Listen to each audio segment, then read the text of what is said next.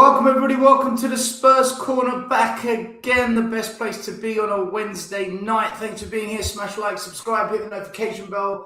You know the drill by now, all that good stuff. Leave your comments in the chat, we'll try and go through them as we can. We do now have super chats allowed on this show. We've somehow managed to get to that level. Yeah, the basics, we're there. Hope you're doing well. So much to go through this week. I thought we were just going to have a little chat about the weekend game, then talk about Newcastle. But as you know, big breaking news today. We are going to discuss it. We're going to get into it and do what we always do, hit you with the truth bombs. So in case you don't know, before we say hello to everyone, we played Newcastle United. The doctor turned up and saw the patient once again. And that means that officially, Ange is better than Frank if you just look at points and league table. Frank, the worst win rate of any manager of any Big Six club in Premier League history. Something had to give, something had to break, and it did. Thomas Frank was sacked today, which is why every single show, stream, platform, you name it, are doing live emergency podcast streams. All the memes began. Ange crying, holding his Arsenal back. Not Ange, big pardon, Frank. And we heard the breaking news as well that Frank was constantly talking to the Spurs players about Arsenal and how good they are, and the players got sick of it. And before the game at the Emirates, apparently he was telling them how good Arsenal were. And the feeling amongst some of the players was just shut up about talking about Arsenal. So that's basically where we're at. The manager's been sacked. The win rate, the stats are awful. The memes have begun. The noise, the gossip. If that is true, right? Sorry to cut you up still. If that is true, kill the intro, kill the whole. Sorry, mate. It's all right, mate. Don't worry. If that is true, that's an absolute disgrace. Imagine just constantly talking about your fierce rivals all the time, praising them. Well, that's look, at the end of the day, we don't know if it's 100% true, but this is what sources are saying. It's always funny how these sources come out after the event, not just during. They know shit, do they? Yeah. I think, guys, look, before we get into it, I think what's really done it is that West Ham result. They were almost 3 points behind us, and that's now created a real fear. They've closed it down to 5. We look awful. We don't look like we're going to win. And with this game coming up next, let's get that off the screen. That's the fear, isn't it? Shit. We're probably going to lose that. And if West Ham win, it's panic stations. And I think that's what's triggered that's what's triggered the board is they've seen what's coming up next, and they know if Frank takes us into that game, it's going to be toxic as you like. So we need to talk about Frank. We need to talk about the next manager. We need to talk about the interim, if there is one. We need to talk about Vinay, Lange. We need to talk about Enoch, because they said a lot. And it all now seems like a pile of lies, a crock of shit, the usual bullshit, the things that this channel, when it was Tottenham Moyes, was calling out for many years. And we also need to talk about Pochettino. He's twerking. And of course, just in case there isn't enough, Ange Postecoglou is on the overlap. The timing couldn't be any better. Gary Neville. And listen, I can't wait to see what he says. I hope he crucifies Enoch. I hope he crucifies him, but we'll find out. And we've got a few more injuries. Hurrah. So let's go this way around because Maz stole my thunder. Eugene, how you doing, brother? You all right? Thanks for coming back on the show. Doing good. Good to be on, man. Thanks for having me on.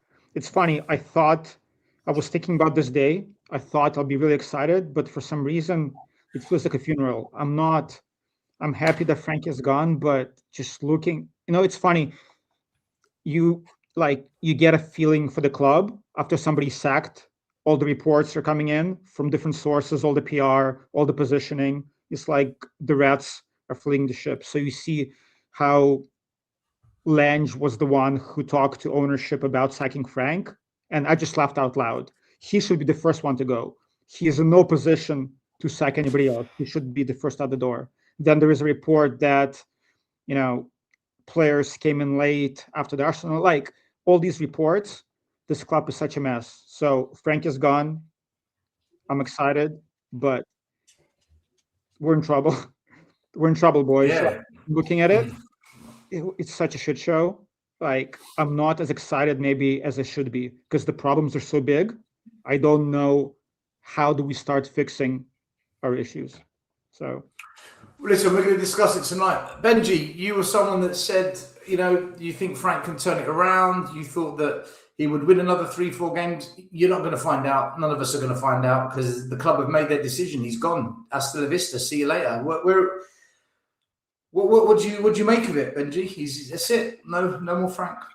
I mean, look, listen, I was like a lot of people. I was sold a dream, mate. And by the way, thanks for having me on. It is my debut this evening, so nice to be here.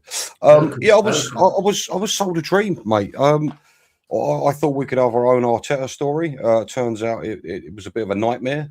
I mean, look, we've got a guy here who I'm convinced, to be a top player, your prerequisite has to be you're a good runner. For me, Frank has become very delusional. And I feel like it's time to go for him. Again, look, I wanted it to work out for him. It hasn't.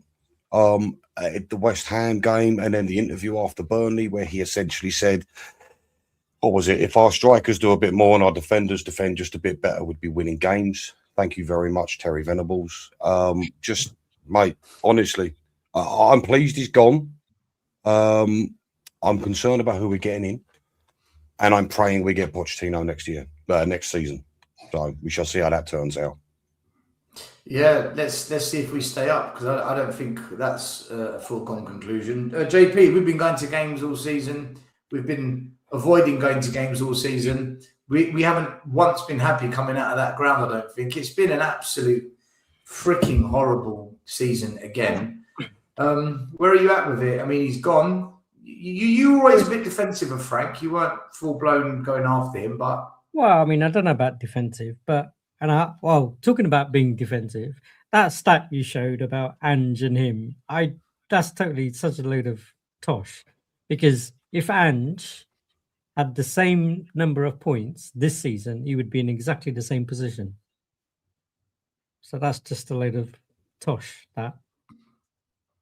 Yeah, but you can only play. Therefore, he's better than him. And Ange had 400 million, to be fair. And had Archie Gray at the back, and AFCON and Asia Cup. I'm just posting the facts. But anyway, after the same number of games, Ange had more points and was higher up in the league. I'm just posting the facts. But I mean, anyways, like, look, I'm not defensive of Frank, and he goes straight in. At the end of the day, I'm just defending the point. I think. JP, what about this one then? He should have gone way before today. This one? Right? What about that one? Well, Ange Postecoglou had a 40% win rate, and Frank had 28%. When you look at managers of the Big Six, we're not a fucking Big Six club. Behave. So we're not a Big Six club now. We're not. This is nuts. No, listen. My point on Frank is he's gone. It's happened too late, in my opinion. It should have happened frigging ages ago. As Benji was saying earlier, probably West Ham, probably even before that. Like Super Cup final. Brentford, stuff like that. Super Cup. He should have gone before. It's gone now. It's done. Let's just wash our hands and kind of crack on, really. Let's see who we can get in the interim and who we sort out in the summer. Personally, I don't think we're going to get a full-time manager that comes in now because right now, that's a poison chalice. I can't see a manager coming in with the amount of injuries we've got, with the squad we've got, with the team that we've got to play and be in a position or is going to take on a position where potentially they get Tottenham Hotspur relegated. We're not going to get a full-time manager that comes in now. Anyone with any set of brain cells is going to wait until the new year to see where we are to then pick their clubs. So therefore, it has to be, in my view, it's going to have to be an interim from now to the end of the season, just to keep us up. So, thanks, Frank. Thanks for the laughs. Thanks for the misery. goodbye. Let's crack on. Maz, manager number 17, project number 352. Another plan, another process. This manager lasted 240 odd days. He didn't even, get a season. Been here before, seen it before. Nothing's changed. Levy's gone. A new so-called ENIC 2.0 has begun, and they've started off exactly in the same catastrophic reign the previous one did. Maz, he's gone. Another manager. See you later. I'm looking forward to the next project. Yay! Another project. 5-year plan. Choo choo. Another project and career we can burn. My worry is that have they done it too late? They should have. I feel they should have maybe done it either just before January or at the West Ham game, and given whoever they were going to give it to time to turn this around and maybe bring in a couple of players on loan or whatever. They've made catastrophic mistake after catastrophic mistake, haven't they, this season? And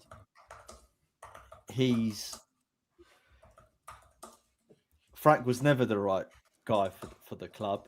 I wanted him to work because you wish any manager that comes into the club well. He was never my first choice. In fact, I didn't want him because I didn't like his football at Brentford. But I wasn't against him like joining. I wasn't like, put my flag in the sand and say, I don't want him to join, and that's it. I wasn't like that. But I also think as well that he did, I've been hearing today from a lot of different channels that he never got backed. And when I look at all the players that came in this season for him, and we spent something like 250 odd million, if you include Gallagher in there or something along those lines. I know it was 217 million. He got 5 first-team starters to go in that starting 11. And when you look at all of his starting 11 teams throughout the season, there wasn't anything of the any kind of resemblance to what Ange had to deal with in terms of Ange fielding a makeshift back four, and having to play Kinski and shuffling the deck more times than I can remember. But that's not to say that injuries didn't hamper Frank's reign at the club. I think any manager that has that many injuries, that there'll be an effect. But I think he just managed the team and the squad terribly. I think his press match, his press conferences and his post-match interviews were diabolical. I thought Ange's was really bad. I used to whinge about him, didn't I, every week about what a liar he is and a yes man. And Frank was like, hold my beer, let me step up on that front, and he really showed us up in his press conferences, and I couldn't watch them. Judging by all the reports that have come out, he pissed off the players as well.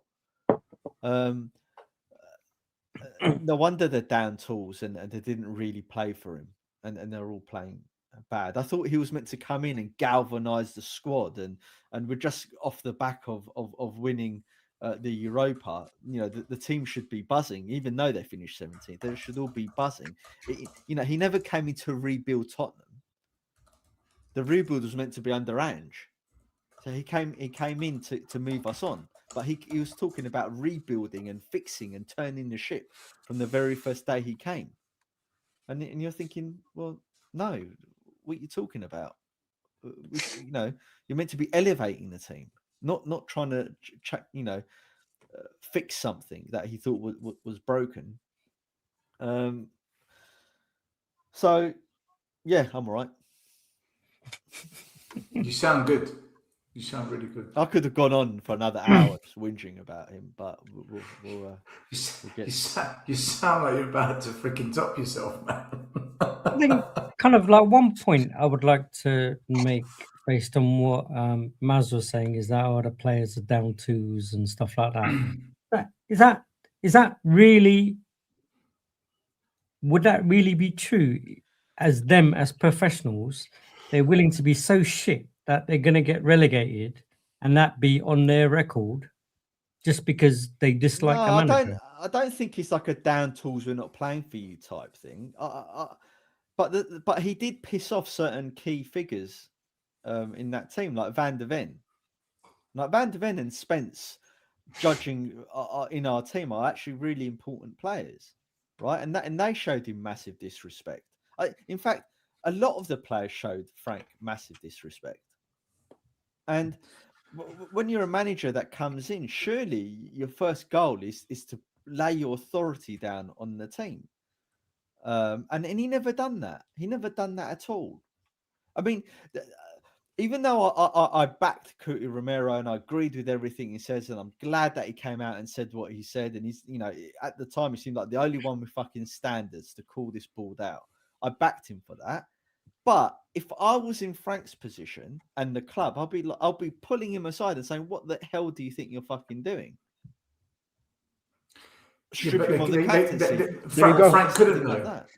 Frank couldn't because Romero was bang on the money because they sacked Frank.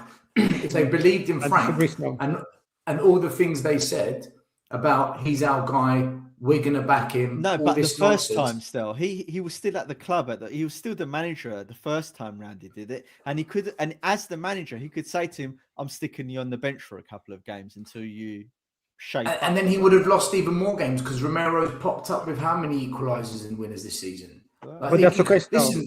But that is the you got unless you've got an alternative centre back to play in that position that is better, you can't say shit, and that's the reality of it. That's like cutting your nose off, isn't it? Really.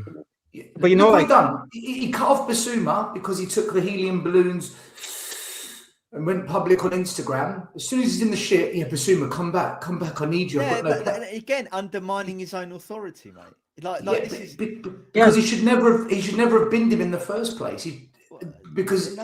I agree with you. It's a legit argument to have. What I mean is he's made the wrong decisions that have come to this point, right? Whether we agree with it or not, his decisions are wrong. Go on, Eugene. Go for it. Sorry, Eugene. 2 seconds. Yeah, go for it. Palace were 2-0 up. Yay! Burnley have pulled it back to 2-2. This is how sad our life is, that we're looking at the fucking teams behind us, worried. This is why Frank had to be sacked, because all the teams around us are picking up points and we are in free fall. This manager, Eugene, you speak, right? But for me, this manager was an absolute joke from day one. I will never forget that Super Cup final. After that game, I knew this is not the guy. And when I said it, not on this channel because we weren't up and running then, I got roasted by all the YouTubers who loved Frank, who are now saying, get Frank out, get him out. All those people that waxed lyrical about the professor of football. When I said, guys, what the fuck has he just done in that Super Cup final? Because Conte Marino, they don't lose a final with 10 minutes to go when you're 2-0 up. This guy's a loser. I said it from then. And now look. I don't even think Poch would lose that. I don't even think Poch would have lost that. 2-0 up with 10 minutes to go. No way. Anyway, Eugene, you go, then we'll get Benji in so you can have your say. But a couple of things, and this might be controversial, but just quickly with Frank. For me, right now, I care less about tactics, and I care more about a manager. A big club manager needs to have, first of all, personality, charisma, and the balls, right? A manager should be willing to lose games by benching his best players and hold them accountable, right? You lose the battle, but you win the war. You cannot treat your best players differently than you treat your tells, right? So when I saw, forget the tactics, when I saw Van der Ven and Spence mug him off and he did nothing, I'm like, okay, it's done. You cannot have a manager, regardless of how good of a coach he is, be weak. And Frank is weak. Okay. Now, on Romero, this whole talk about world-class, this and that. Tell me another world-class center back captain of a big football club that behaves like Romero, that cost us games like Romero. John Terry, Van Dijk, Puyol, right? As a captain, regardless of the board, of the manager, of the squad, bad transfer business. Everything can be shit. As a captain, your responsibility is to do your job, to organize the back line, first of all, to lead on the pitch. Romero, even before this season, or even before last, he took games off for us to be fit for Argentina. Many times it happened. Last season, he cost us countless games, and people said it's high line. This season, we're not playing high line, and still, for every goal that he scores, he gives up 2. Most games, Burnley are 3-2 up. I've never seen a player win headers in the attacking zone, but lose every header in his own box. So for me, regardless, you cannot speak on the board and perform like the way you do. We're in a relegation battle, and he gets sent off again for the same thing that he got sent off before. So for me, like what he says might be right, but as a captain, you have to lead. And the issue with this club is weak management, weak leadership, and of course the board. So of course, when the players down tools, when your leader acts the way he is and cares more about Argentina than about this club, and the manager has no balls to bench Van der Ven, Romero, and Spence, personally, I would be okay with us losing games if Van der Ven and Spence and Romero were on the bench. And honestly, I can tell you more games that Romero cost us than he won for us. Van der Ven to me is more indispensable. If it's Van der Ven and Danso, I'm not going to be like, oh my God, we're in trouble. So this whole world-class Romero, to me, he lives off of his reputation and off of Messi's World Cup performances. Good player, yes, but the difference between good and world-class is consistency. He gives us one great game every 4 games. And I just don't think you can win with a captain like that. That's just my opinion. I do agree. I do agree with most of what you say. But what I do think we need to be careful of is trying to make him out like he's the boogeyman, and that all the of course not. And he's not, right? He's not. Maybe in the Man United game he was, right? But generally, he, you know, I agree with you. He's made mistakes, cost us goals, but he's also saved us as well in a couple of the games. So. Look, long term, Romero's not the answer. What is interesting, though, is I'm sure everyone's seen the Poch interview recently, that I think there's no way Romero or Pochettino doesn't get a better tune out of Romero than any other manager, probably in world football. 100%. 100%. I think the same thing. He'll still pick up reds, though, Maz, along the way. He will. And that's just the way he is. And Pochettino likes that. That's just how he plays, right? Yeah, I agree with you. And Pochettino loves that. I mean, like when Dele Alli had discipline issues, like Poch sort of almost encouraged him to get red cards. But Matt, as a captain, you cannot, right? As a captain, you have to act differently. That's my point. Roy Keane, but he wasn't this reckless, and he didn't cost. No, Roy Keane was a leader, though, wasn't he? He was a proper exactly. leader. Yeah, that's true, I suppose. Yeah, fair enough. And he was the proper governor of the dressing room. Like no one messed around when Roy Keane was there. But I know we're going to jump around a little bit, but I think Redknapp would get the best out of these types of players. He's 78 years old, though, man. He's not worried with him a heart attack. Would he really survive Tottenham? Could he? Okay, first things first. Everyone just looks at his age and thinks, "Oh, but have you seen like his social media? He works out all the time. He even does bloody shadow boxing and whatever he does." Fine, the guy's old, right? But we're not asking him to stay at Spurs for 2-3 years. We're asking him to manage a club for 3 months. But Maz, we nearly kill young, healthy managers, let alone a 78. Guys, 1 minute before we go on to the managers, we think we should bring in and talk about interims and long-term managers. Can we just talk about Frank for now for the first part, because he's the one that's been sacked, okay? And we've talked about Romero now, but let's talk about Frank. This guy came in and so many people were happy for him to come to this club, right? They couldn't wait to see the back of Ange, and Frank was going to come in and be better than Ange and do things Ange couldn't. And he did the exact opposite. He couldn't manage a difficult situation when he had injuries.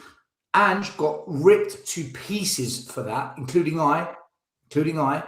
Frank got away with murder and he got a free pass almost every week with these injuries. And it's okay for him to have injuries. Oh, he's got injuries, poor bloke. But Ange got persecuted by the media and our fan base. Some of his tactical decisions, Nottingham Forest away, Arsenal, Chelsea, Aston Villa, West Ham, last night, some of his decision making in terms of a strategy to win a game and the decisions he makes in game were nothing short of shocking. Wolves, really okay. I believe a more attacking manager with a bit of defensive nous would have won at least 3 or 4 more games this season and would have at least 9 more points. And this isn't even a conversation. It's not even a conversation. But with Frank, it was just so negative. And then when the shit hits the fan and the team's struggling, right, let's attack. Brighton away, 2-0 down, let's attack. Nottingham against Aston Villa in the club, we're losing, right, let's attack. Against Man City, we're 2-0 down, right, second half, let's attack. Newcastle United, we're 1-0 down yesterday, right, let's attack. It's every single week, man. Every single week I saw it with this guy. There's a reason he got sacked. Because apart from Notts Forest, Stel, but you know when we were 3-0 down and he decided to give up. No, we were 2-0 down and he decided to give up the game with 40 minutes to play, and he stuck on Ben Davies and. Oh, listen, and then he didn't even try to attack. He just completely waved the white flag. Arsenal, when we walked onto the Emirates, I felt like we were just waving the white flag the way we set up. Arsenal and Chelsea performances were I cannot remember a more disgraceful performance than those 2 games from a new like there were utter disgraces those two games that we played against them. I've never seen us so even the rubbish Tottenham teams I can remember where we would lose to Arsenal like 3-1 or you know they'll batter us 2-3-0 or whatever. They at least they had a little bit of fight in them. Against this season against Arsenal and Chelsea, we had nothing. We just like gave up. It was awful. Double pivot of Paulinho and Bentancur against Wolves, or again like at home. Like it's shocking. I understand if you're playing City or Liverpool, but playing at home against bottom teams and playing Bentancur, Paulinho, no creativity. No, like playing through Kudus every time.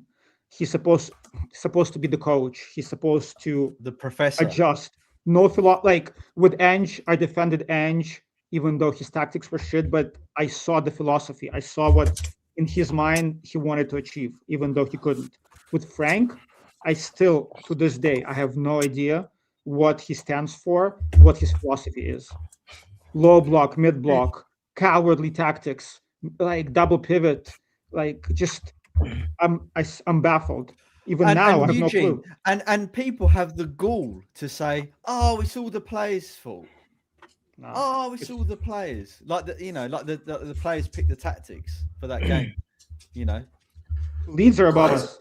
So I got pelters, guys, for 4 months when I said don't sack Ange. When I decided to pivot my position because I just felt that to throw a grenade into a winning team that had now got a bond with the manager, you had the fan base in a good place. They should have, if they knew anything about football, they would have let that ride out and see how it plays, then sack him if it doesn't work. To do it at the peak of happiness was suicide. And they brought in a manager that's a loser. He's never won a damn thing in his life. His claim to fame is, I kept Brentford up. And you thought that was going to be better than Ange. At least if you're going to sack Ange, go and get a manager of the next level to keep fans and the players in that happy, positive space. Because if Klopp comes through the door, if Jurgen Klopp comes through the door, the players, the club, the fans will say, Ange, thank you, but this is Jurgen Klopp. This is Jurgen Klopp. But no, we went and got Frank, the professor. We just need a coach. It was shocking, man. And I said it back then. And all I got was flip-flop, flip-flop, flip-flop. No one's flip-flopping now. So what I would say is, sorry, Benji, what I would say is, Frank was shit. Ange was shit. He wasn't Right? shit. Ange was shit. He's a We winner. fucking Ange was finished shit. 17th. Ange was We shit. lost 22. We lost 22 games last season. Because of injuries. Stop comparing the two and one. Ange was stubborn and unlucky. Ange was absolutely appalling for us. The high line, we battered it every single week still, Yeah. saying it's easy. One ball over the top. They're in. This is wrong. That's wrong. And Posta no clue. Just because he won a cup, I can't believe that you've switched. Just so because much he won to the a other- cup, JP. But that's Just how you've switched so much to suddenly thinking. No, I switched every once. No, everything JP, I will be switched okay. once. No, Okay. hold on. I switched But once. everything. What would the point be carrying on? Because he would still continue. Well, to look what the believe- alternative looked like. Doesn't Look matter where about we are that. now. To dare us to do, right? When we carry on, if we were to kept him, we would be in exactly the same position as we are now. You don't know that. History kind of tells me that We won't know either way. percentages Can I ask you is a question, probably more. JP? Mohamed Kudus, Xavi Simmons would be absolutely balling right now in an Ange system, and Brennan Johnson would have been at least on 10 goals by now in an Ange system. Instead, Xavi Simmons has been up and down. In an Ange Kudus system, got sussed out. in an Ange system, still, we would not have bought Xavi Simmons, and more than likely, we would not have bought Kudus because he wouldn't wanted that type of player. We slagged him off every single week for tapping goals. We used to take the piss out of Johnson because he tapped it in at the back post every single week. I would take a tapping goal right now. We took the piss out of him because he's a shit football player. But in an Ange system as a goal scorer, he was perfect. In an Ange system for goals. Yeah. Okay. But now who's scoring? Now who's scoring for Frank? We got loads of goals. We finished. Where did we finish last year? 20. Yeah, but you see, JP, right? Let me say this. For me, the reason we finished 17th is because Ange did what every manager at this club eventually figures out. I can't compete on all four fronts, so I'm either going to go for the cups or focus on the league. Poch did it. He always mugged off the cups. Pochettino had the best Spurs team I've seen. He mugged off the FA Cup and Carabao Cup every year and focused on league and focused on Champions League. Mourinho, he fucked off the league knowing that he could win the Carabao Cup. The club didn't like him. They sacked him. Conte was shocking in the cups, but in the league, top four. Ange realised, fuck the league, we're done. I'm going to win a trophy. He was 90 minutes away from a Carabao Cup final and he won the Europa. Frank didn't realise and didn't clock that. And it was only recently he started saying, I can't compete on all four fronts. Yeah, Frank, welcome to Tottenham. Ange figured that out. He clocked onto it. We don't have to stop for this. That's how I see it now. All right. So kind of what you're saying is carry on with Ange and finish 17th again. And this time we're not going to win. That's an assumption we'd finish 17th. It's an assumption based on fact. No, but I bet you we'd still be in the Carabao Cup. I bet you we would have got to the semi-final again, at least, in the Carabao Cup. Well, what's the point of the semi-final? Well, at least. I don't know what goes on beyond that. Do the season ticket holders pay their good money to only go for the cup games? They're not paying for this shit. This is the alternative. This is what the alternative of Ange looks like. And that's why he's sacked now. Yeah, because it was a mistake to sack Ange in the first place.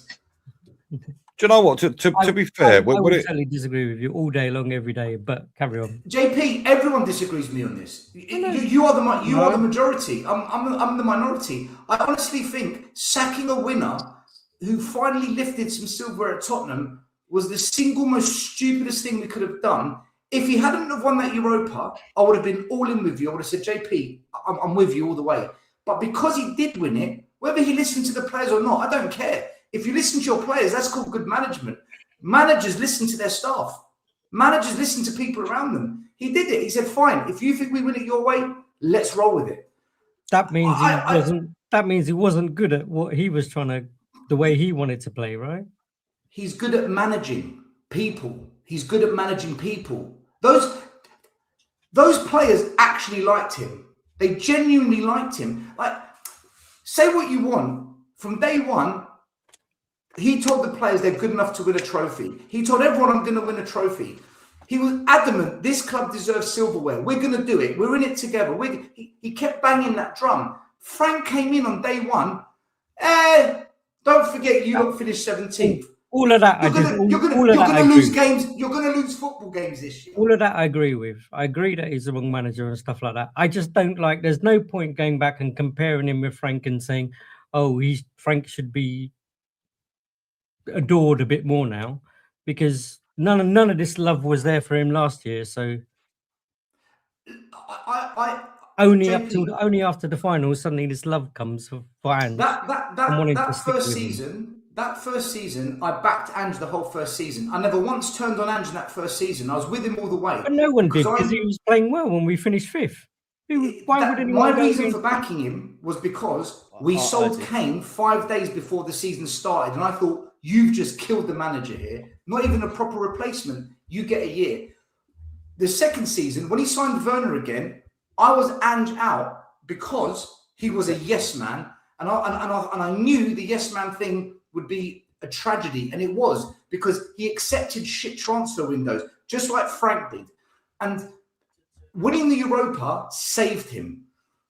It saved him, because I thought, you know what? Fair play, man. You've done something no other manager at this club could do. You've done it.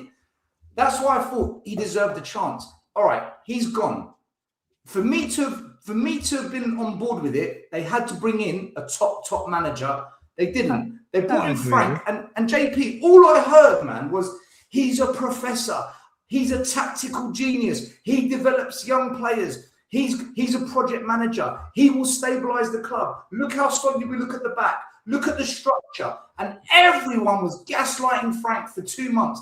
Everyone was waxing lyrical. Yet they ignored the fact he bottled the Super Cup final. They ignored the fact that we were playing some of the shittest football I've ever seen. They ignored all of that.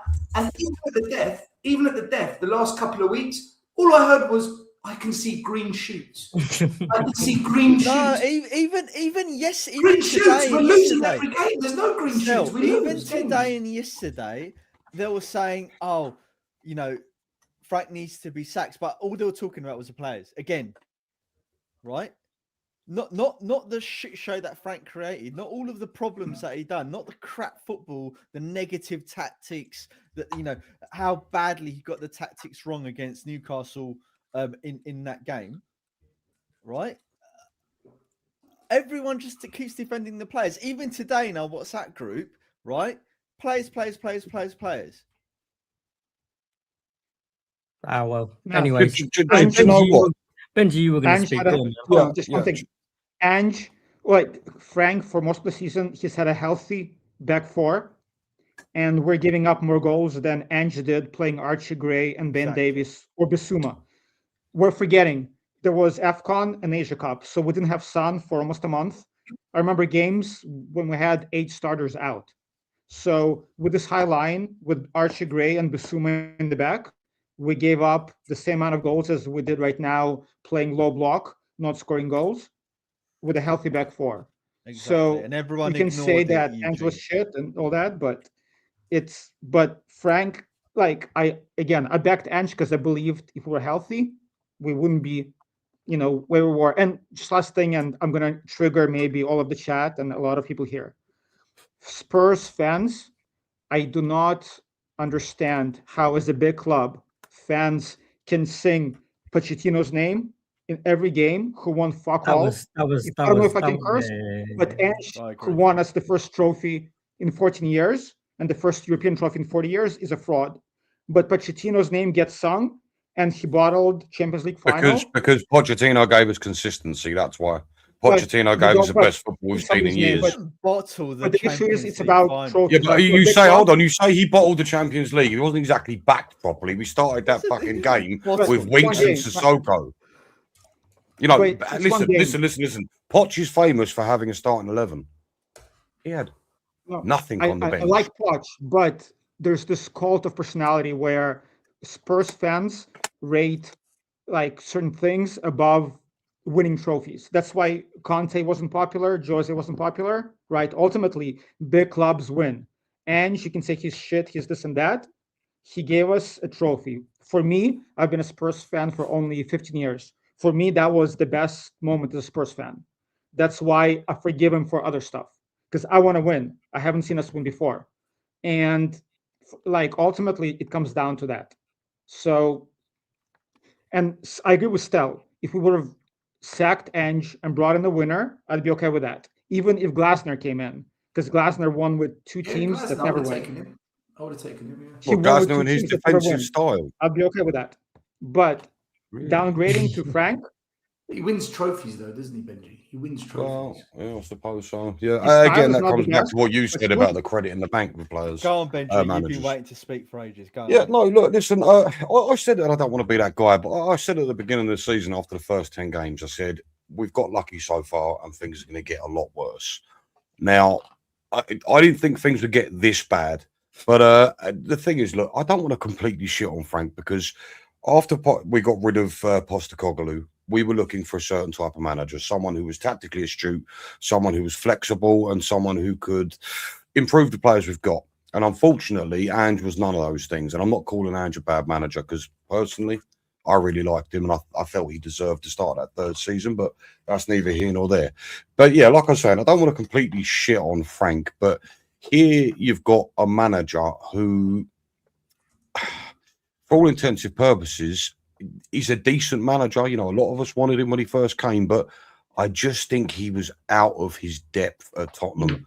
You know, and you could say, oh, you know, he's lost the players, this, that, and the other. To be quite honest with you, because of a point still made ages ago, the fact that he hasn't got anything in the bank, he's not a winner.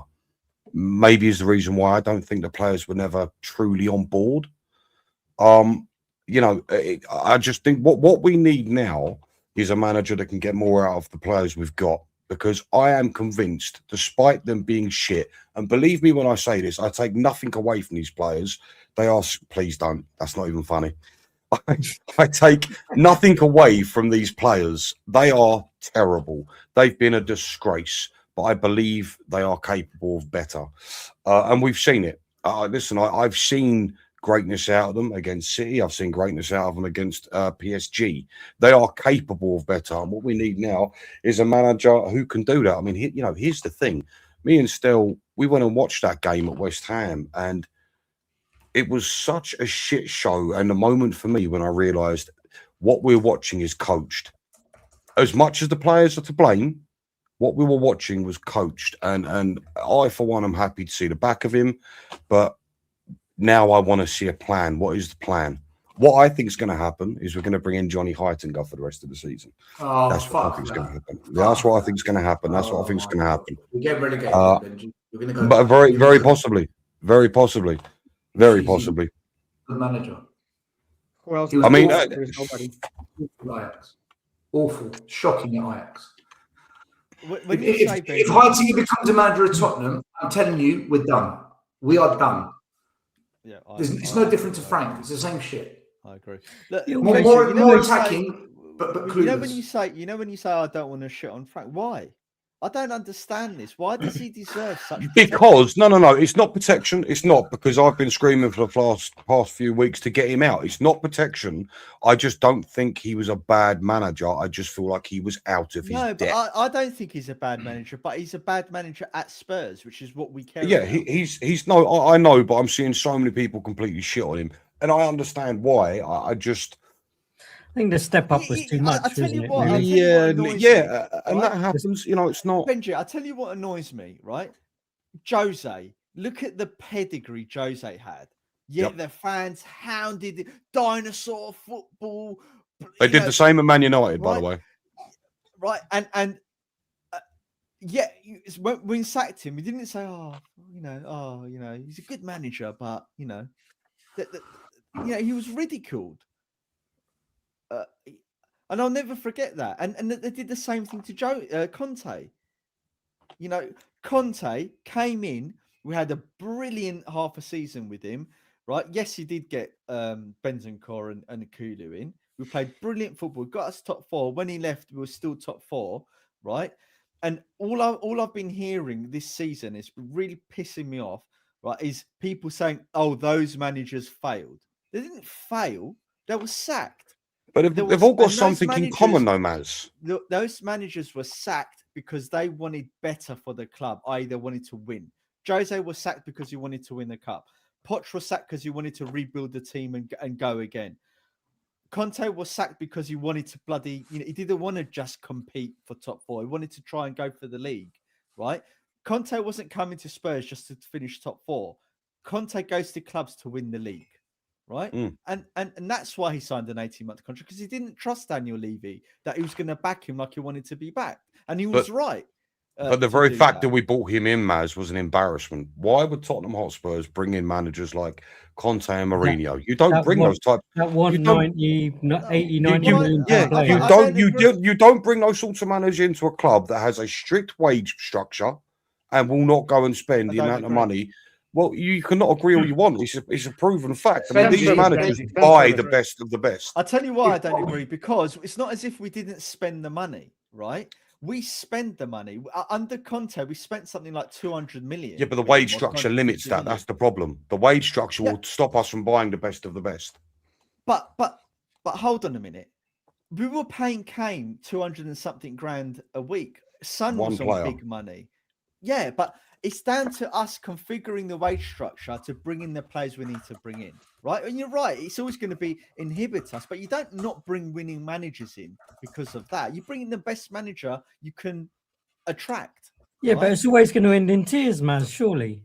Well, it's always going to end in tears with Leaning. But what will the best manager do, though? He'll look at his squad, identify the problem, and need real players to fix those problems. Guys, 1 minute. Hold on.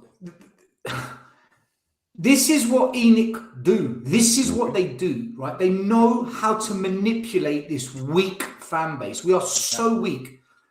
The reason they brought on Mourinho was to justify sacking Poch, because they didn't want to spend the money for the rebuild he requested. The only way they could keep the fans on board after that fucking shenanigans was we have to get Conte. We have to get Conte. We have to get Conte. Otherwise, we're done.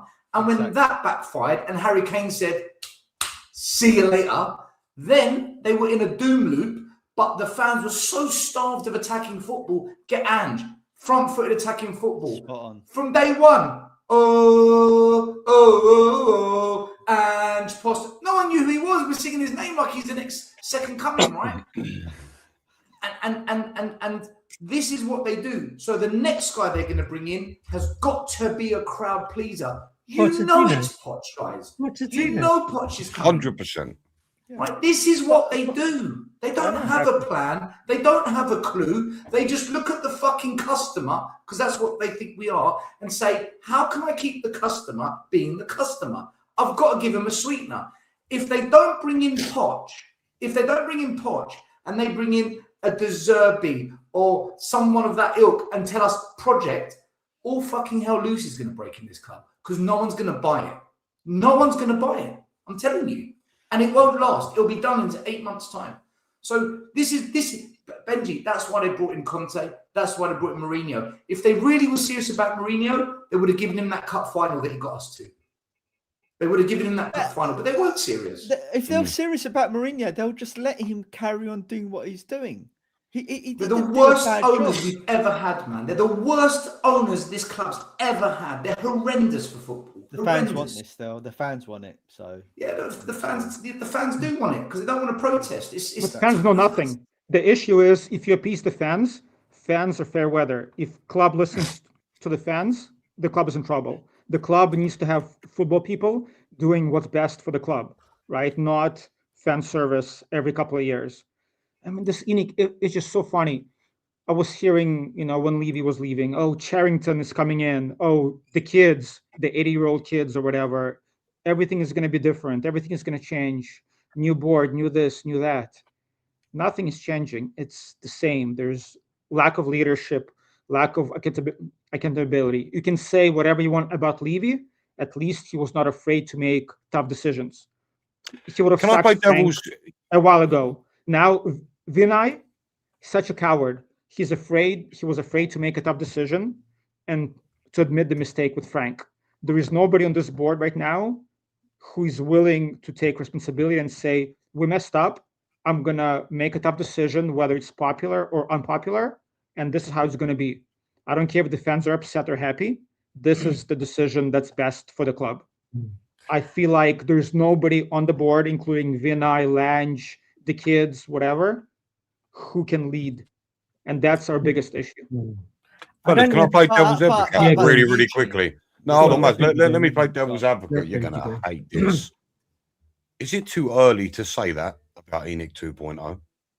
I'll give you my reasoning. Initially, you'd think, well, to prove to us what you need to do is show stability. Do you feel they were trying to show stability in keeping Frank as long? And also, you'd say, we should be spending money in January. We all know the players we went for. They didn't want to come to us. Should there have been backup plans? Absolutely. But is it, and again, I'm just playing devil's advocate. I don't necessarily believe this. I'm asking a question. Is it too early for us to be saying this about this new ENIC 2.0? Because they only theoretically took over after the summer transfer window shut. It may be, right? Look, the way I see it is, if you want stability, you have to bring in the right guy, and they didn't bring in the right guy. So you can't show stability and faith in the manager if you're 16th, right? Everyone always points to Arteta, which I hate that example. But the only reason they showed Arteta any faith is because in the first season he won the FA Cup with Emery's team, right? And he did finish 8th twice. He wasn't 10th; he was 8th. So they thought, you know what, we can work with something. You know, they had a strategy and a plan, and they executed it, right? So how can you show stability and faith in Frank when everything is so poor and diabolical and negative, and he's making a hash? You know, he's already within the first month or two already destroyed his relationship with the fan base. You know, it's madness. So you can't. Now, judging ENIC, look, we know what ENIC is. They've been at this club for 25 years, right? Levy is ENIC. Yeah, just because Levy's gone doesn't mean ENIC's gone. We know what they're all about. Mate, you know, there's a new CEO in. Unfortunately for us, he's a gooner.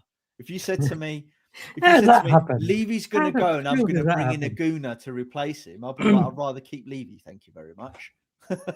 We have no football people running the club. They're all glorified accountants. Now and we bankers. definitely have no football people running. And I think that's what I was going to say to Eugene, where he was saying, obviously, Vinay doesn't make a decision or can't make a decision. I think Levy was the actual decision maker, right? He took that sole responsibility, that position. When he left, they moved to a more, and I think Vinay came out and said it, right? It's a group of us, and there's the two kids or one of the kids and some non-executive director who came in and stuff, and we all sit down and make decisions together.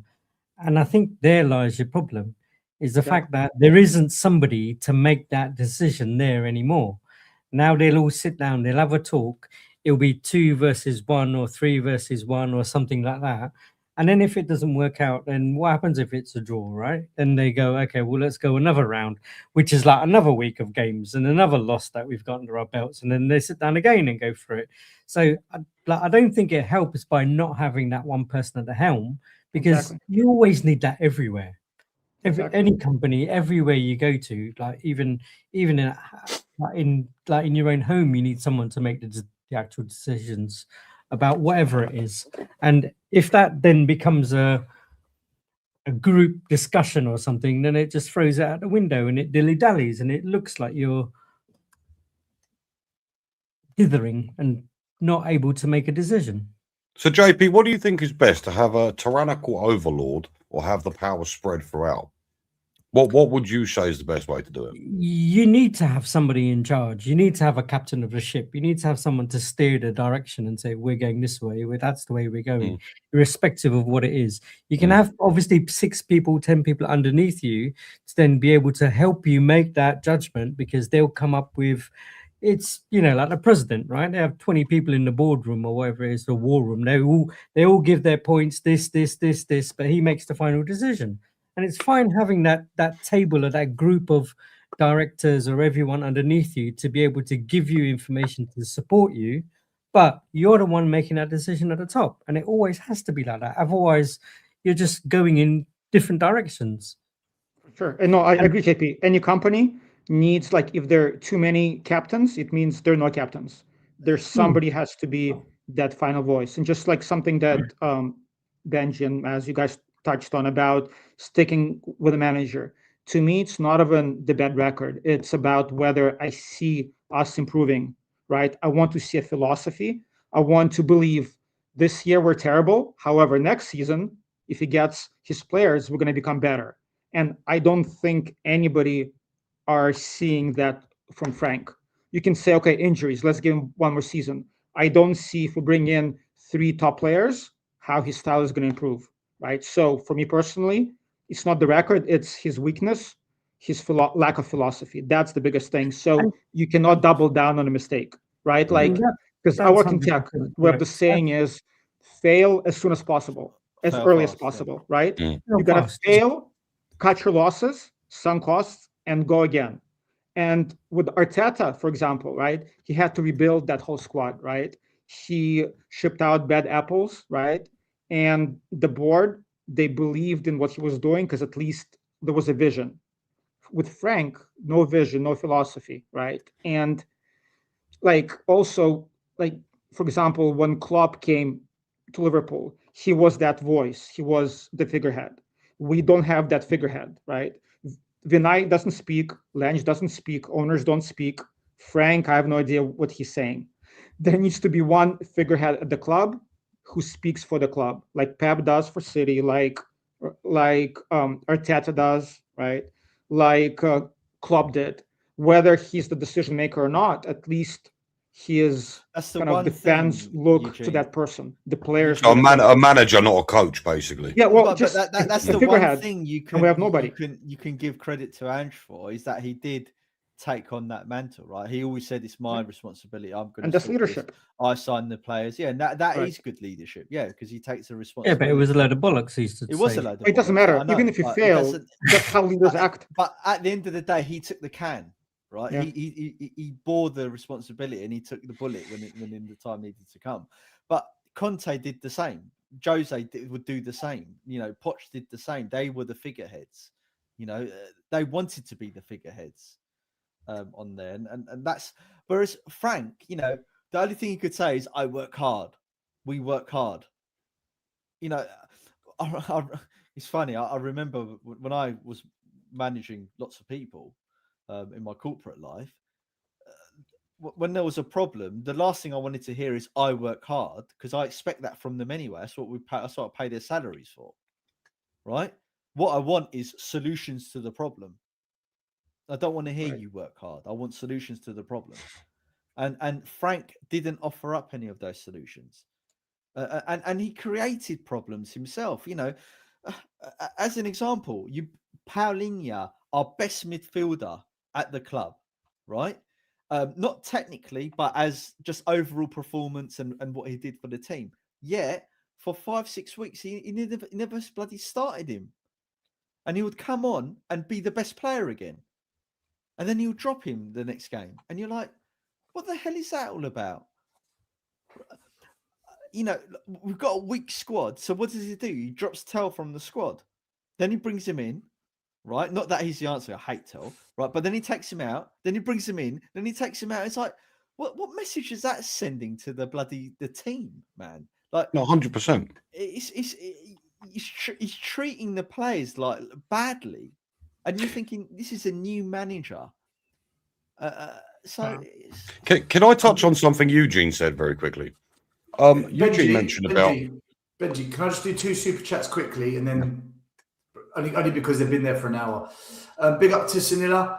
Let the super chats roll. Thank you. Very, very generous of you. Always good to see you at the protest as well, Sanilla. I hope you're doing well. Hopefully, I'll see you soon again. AU's a big up question. Now Frank's gone. You think it's too little, too late? But we'll discuss that in just a minute. All right, AU's up. Let's get Benji back in. Benji? Yeah, sure. No, I just wanted to touch on something Eugene said. You mentioned about Arteta and coming in and getting rid of bad apples.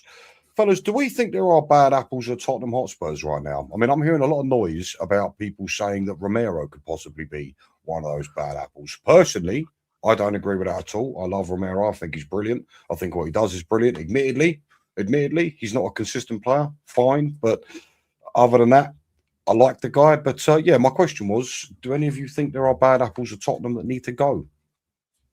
There's bad players.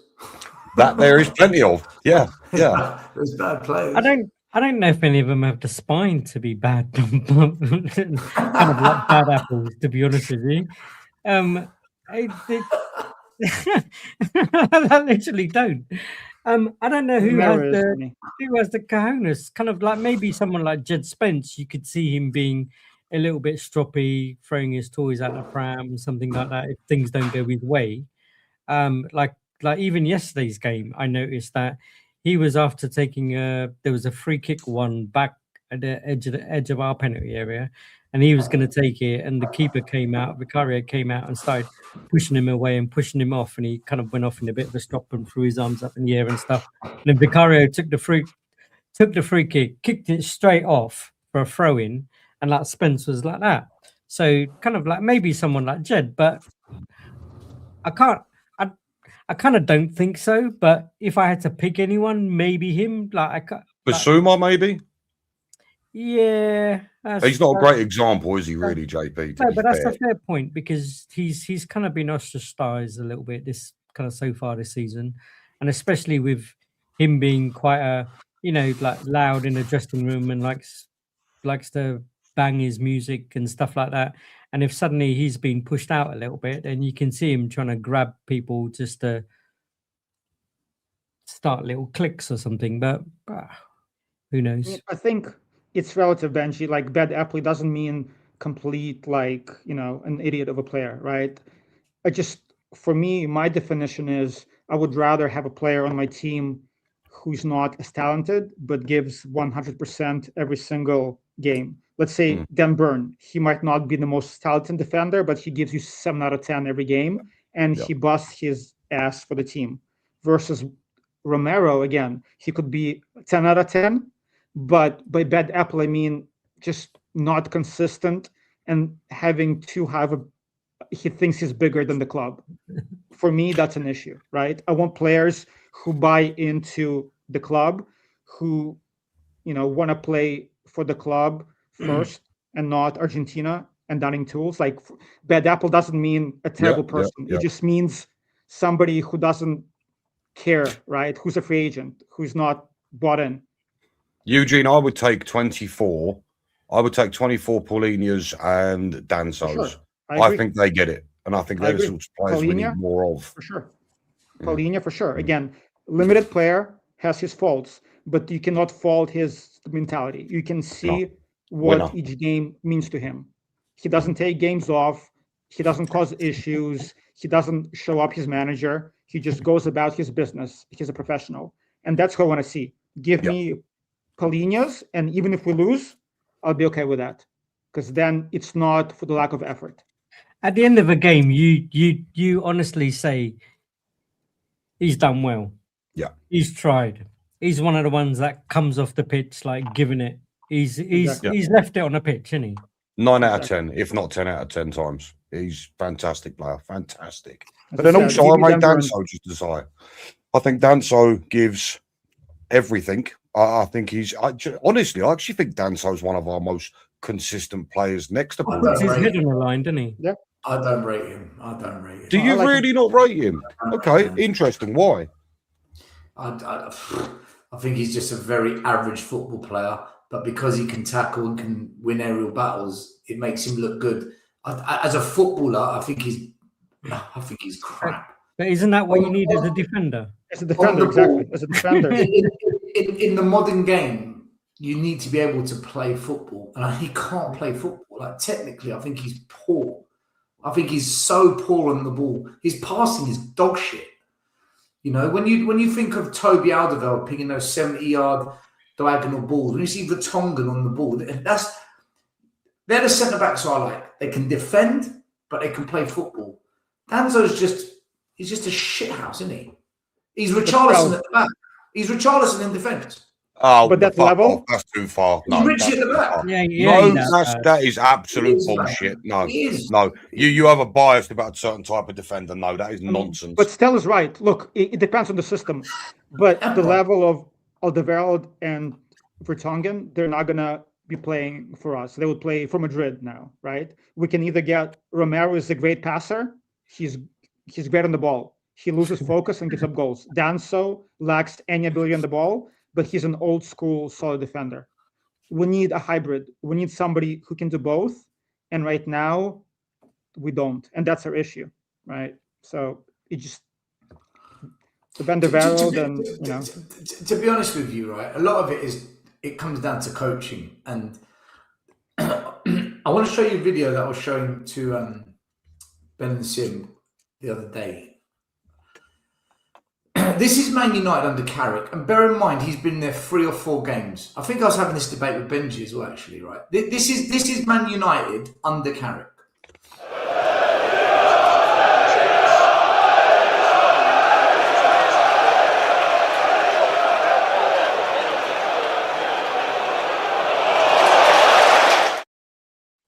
Right now, you're going to say to me, "Oh, come on, Stel, they've got brilliant players."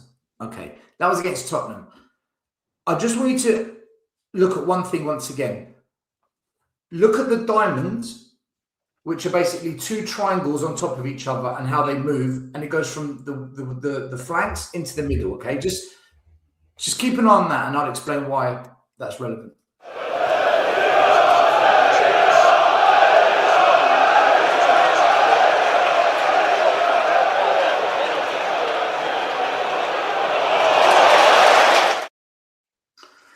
Every player plays it in the direction they're facing so they can see where they're passing, except for the most technical player who might do a little trick or try and drop a shoulder and beat a man like Bruno.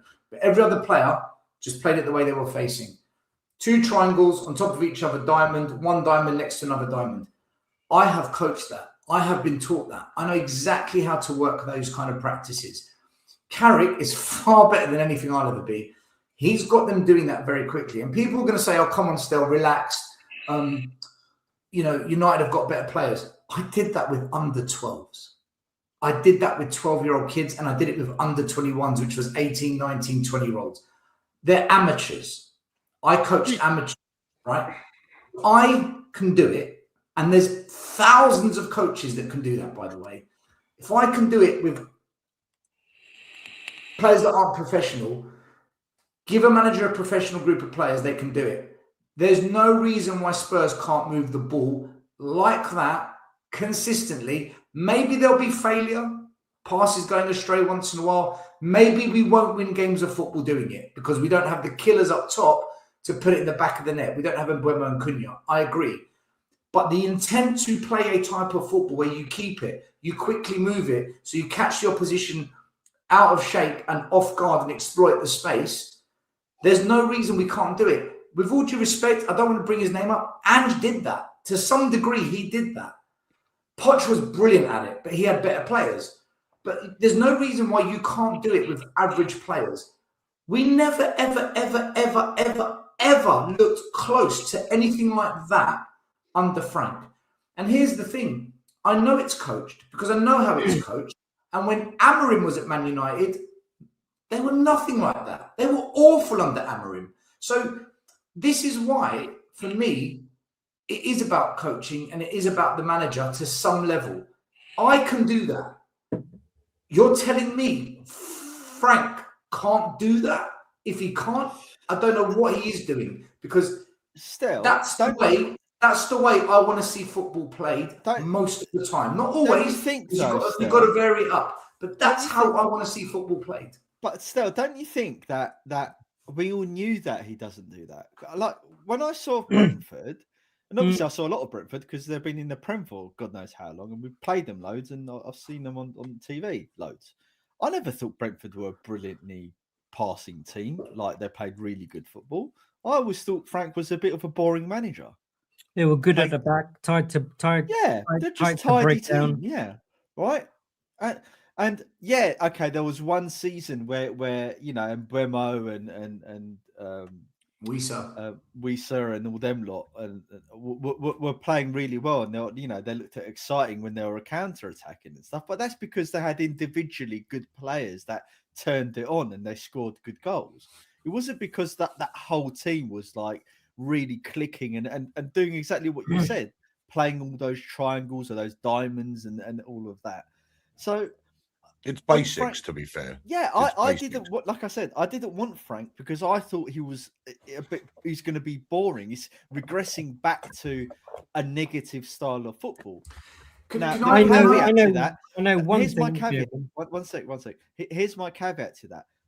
Jose, for me, he's a defensive manager, but he's a tactician, right? And he executed his tactics really well. And you'll pull out masterclasses and you'll be like, okay, it was boring, but look what we done against Arsenal. Look what we done against this. Look what we done against that. Mourinho masterclass.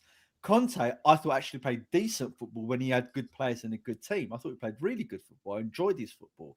It was more pragmatic, but when we were clicking, it was good football for me. To go to Frank, like you said, still, and he's a loser, and this has confirmed it for me. Fine, he done well with Brentford. He kept him in the Premier League, but is that really what we're aspiring for as fans? But devil's advocate, I was Maz. going to say the Mourinho only and thing Conte, I have they have worked out Son and what Kane Frank is good at. that bailed him out. Sorry, Oh, sorry, go ahead. I was just going to say, I know one thing. I've worked out what Frank is good at. That's obviously a PowerPoint presentation. Because it seemed to work a treat on Vinay and everyone else. To get the job.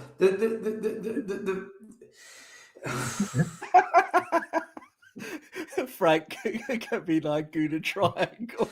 Mate, do you know what? Release the Frank files. Mate, I saw this on social media, right? Brentford are flying up the league without Frank. Arsenal are pissing the league without Vinay. Villa are sitting third without Lange. Tottenham fighting relegation with all three of them running the club. We're a social experiment. We are a social experiment. You can't write the levels of just. We are the greatest Netflix documentary if it was ever made. We would be the best documentary ever made. Right. It's so entertaining if you're not a Spurs fan. I just want to talk about Son and Kane. Granted, they elevated Spurs because them two are great players. I'm never denied that they did. What I would say is, though, is that they were in post Pochettino. They were in poor teams. Look at the defense that Jose and Conte had. Diabolically bad defenses, right? Yeah. And midfield as well, by the way, because we lost all of our good midfielders. They all left, right? And we still done better with bad midfielders and bad defenders. But the joke is, Kane and Son always dug us out of the hole. Which they did. They dug us out of a hole, but they had good managers that enabled them to dig us out of a hole. We saw what happened when they're down tools with Nuno and how awful that was. Mm. By the way, big result. Forest dropped points. They drew with Wolves, so good result for us. That's what it comes down to. We have to watch Forest play.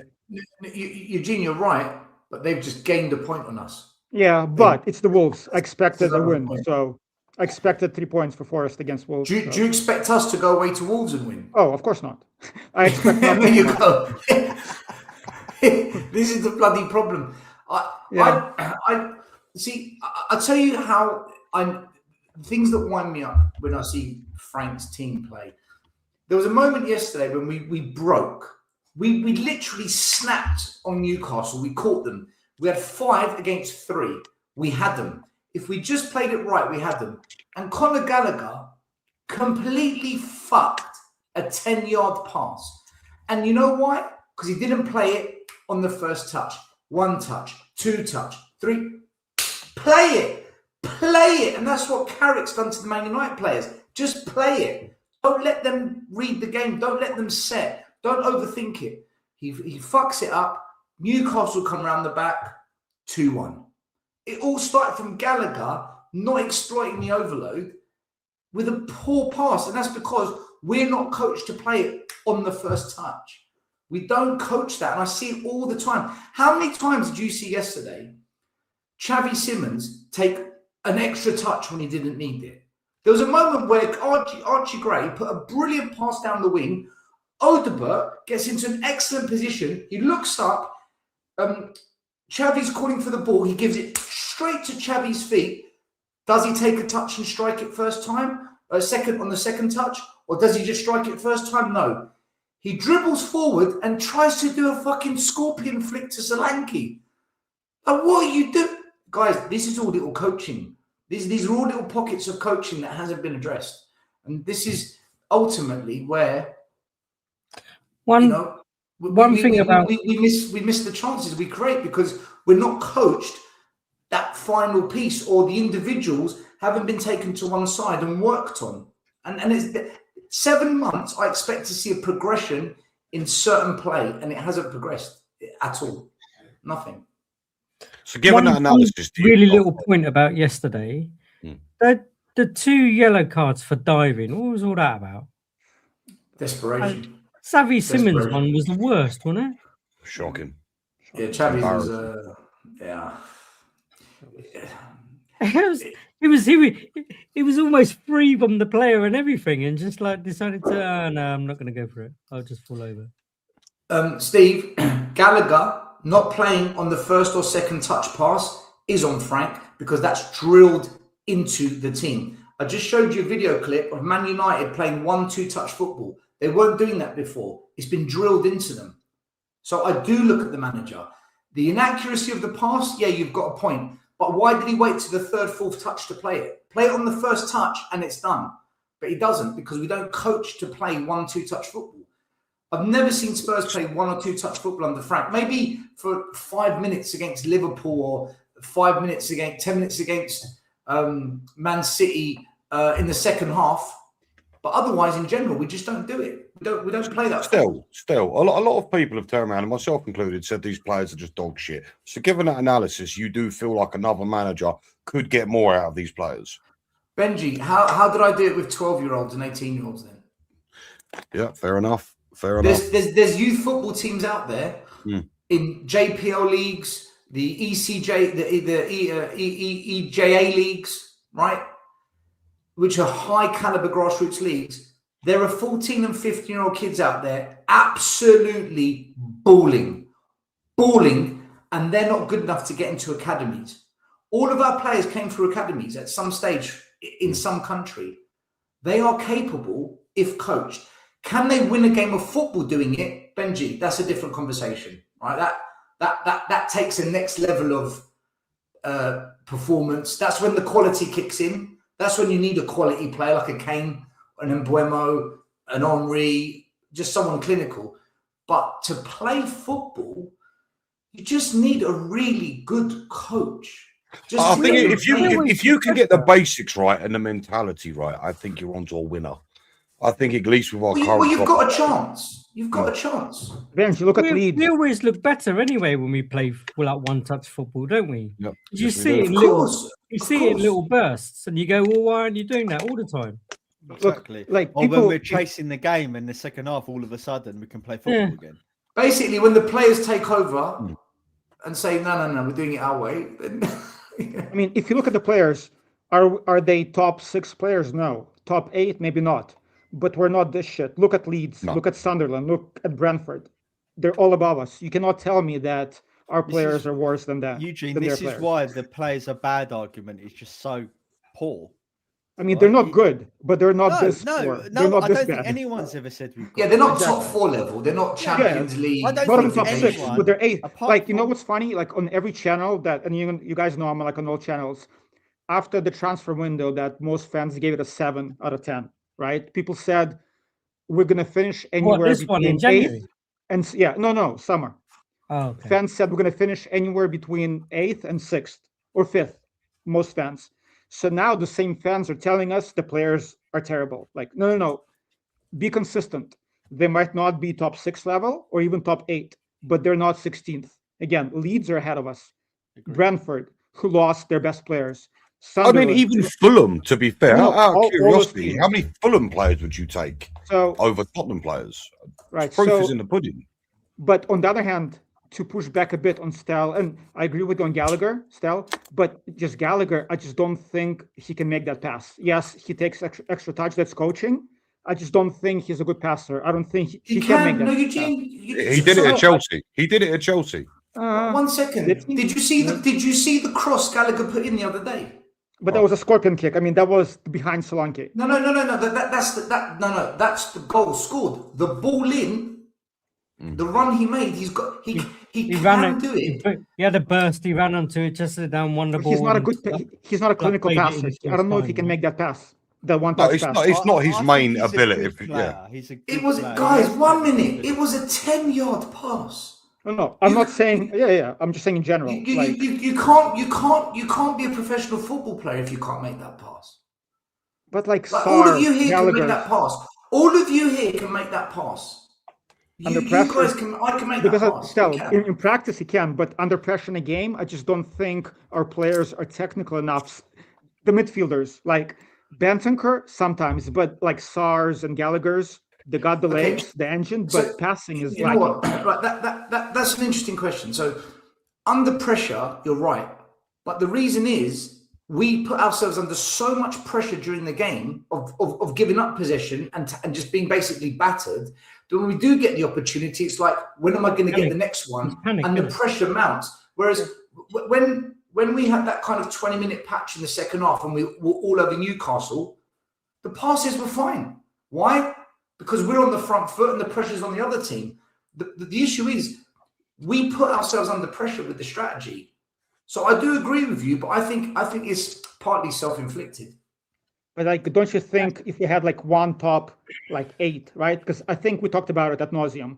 One deep line playmaker, like a field general who can control games. We just don't have that person who can make that through pass, that through ball. We just need that one person. Yeah, we'd be better. But again, I wasn't one of these fans that when we signed Gallagher got really excited and wanted to show the world my erection. Yeah. You know? When we signed Gallagher, I said, what the fuck are we doing? You've got rid of Johnson, who scores 19 goals, and you've brought in Gallagher. Bring in a fucking attacker that scores goals.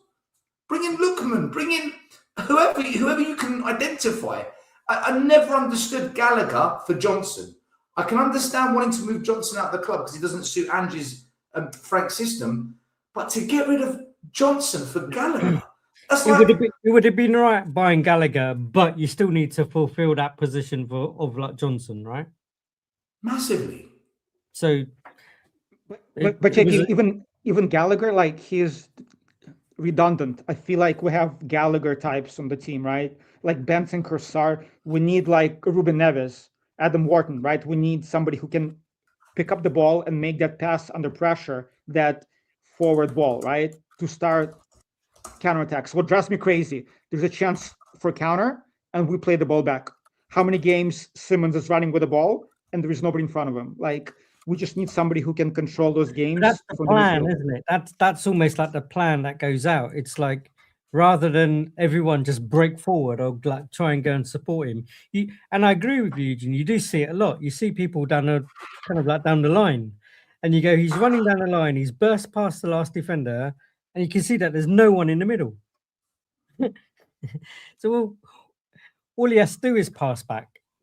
And one of the biggest problems I see with Tottenham Hotspurs, and as someone who's coached a little bit, not as much as somebody like Still. One of the biggest problems I see at Spurs is confidence. I see a team where the attackers don't trust the defenders to defend and the defenders don't trust the attackers to attack. How do you fix something like that?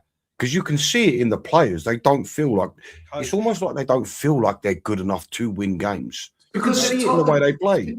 It's because they've been told they're going to lose loads of games. We are going to lose games. Arsenal are better than them. Every day. It's the system too, right? One thing I will say is, though, and everyone moans at Romero for being too slow on the ball, or so far, even yesterday's game, they were saying we're really slow on the ball, but there's no movement.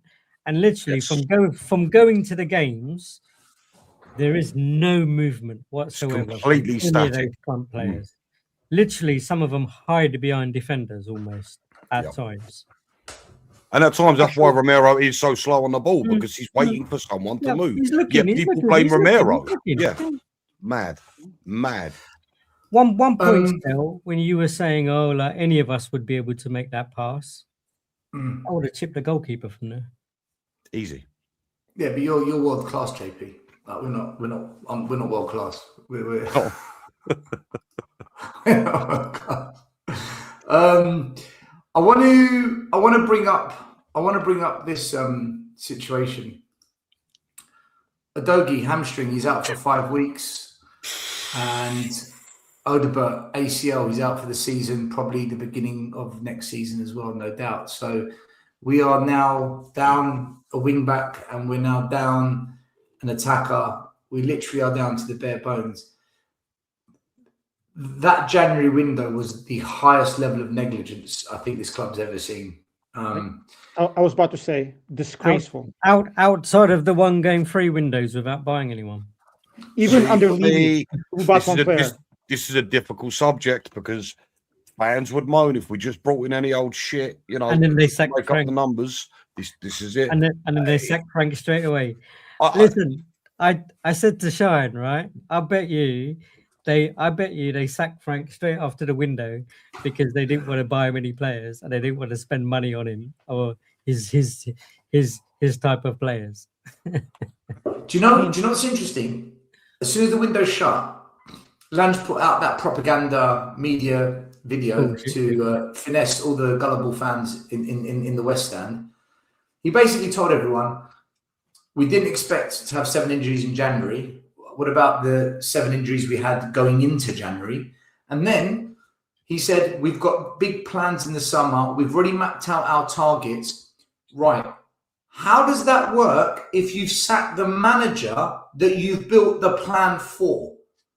Unless they knew they were going to sack him. They knew he was gone. They were just waiting for the right time. And all this nonsense of Frank's our guy. We went through a 25-point process. We had 30 managers we looked at. We did this deep analysis. Frank's our guy. That's all bollocks. And Frank saying, I'm 100% convinced I'll be the manager for Arsenal. I've had positive meetings with the owners. We had a constructive lunch, blah, blah, blah. That's all bollocks as well. The reality, and this is the question I want to ask you guys, that January window, was it all deliberately staged and everything we heard since August is absolute bollocks? Can I ask you a question too? Can I answer the question with a question? Why, okay, let's say if they didn't want to bring anybody in, why couldn't we recall Mikey Moore or Donnelly? At least I would be excited to watch the kids play. Yep. Why didn't we even recall anybody from loan if we don't have any healthy bodies? To me, that makes no sense at all. Eugene, Lancashire, get him back. That's what I'm saying. Mikey Moore would be, he would start. Get him back. And fans would be excited. Like fans in home games, they would be excited to watch the kids play. If we need bodies, we need bodies, right? But why? Why do you think Maz didn't recall anybody? Because Frank's a buffoon. Because they stitched him up left, right, and centre. No, I genuinely think Frank's a buffoon. Manager. Because look, I don't know if there's a political situation, but for me, you've got no left winger. So what do? I know, we'll loan Solomon out or sell him or whatever they did, right? And you're thinking, but he played well last season. Now, again, I don't know what the there's rumours that there's a political thing going on and stuff like that. But come on, is it really that bloody bad? He's a football player, for God's sake. Fucking put him on the pitch and let him play football. Well, I think it's as basic as this, boys, if you want the absolute truth. I think the two Marks got it spot on just a minute ago. I think it's just proof of there is zero plan here. I think it's as easy as this. We didn't have a plan, and the players we had just didn't want to come because of our situation. I think it's no more, no less. I think it's that basic. We did not have a contingency plan for players we couldn't sign. Hold on 1 minute, guys, 1 minute. My question, hold on 1 minute. We've gone off the question a bit. My question is, JP, you can answer this. My question is, was this all done deliberately? Yes. Because Lange clearly said in his video, we have our targets lined up. We have a plan for this summer. But they've sacked the manager upon which this plan was built around, because Frank came in for this big project.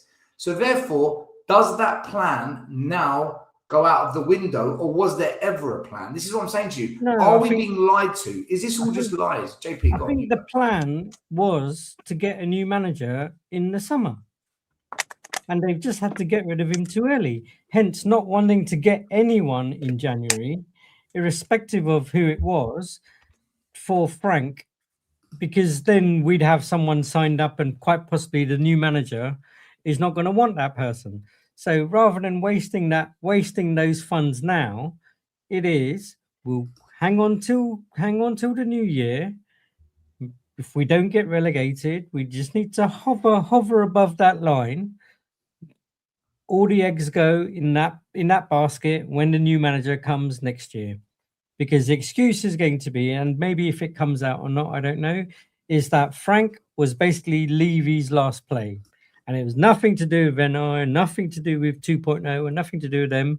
As that was already put in motion, they will use that as an excuse, right? They will use that as a playbook, right? So that it's not their fault, right? That they got Frank and they got a decision wrong. It's not on them. It'll be on someone who's no longer at the club. So that's an easy thing to hush under the carpet. But I would say that the plan, when they went in, and at the end of it, you saw that they're not going to sign anyone. The whole plan was to, my view, was to say, do you know what? We're gonna save the funds for a new person come next year.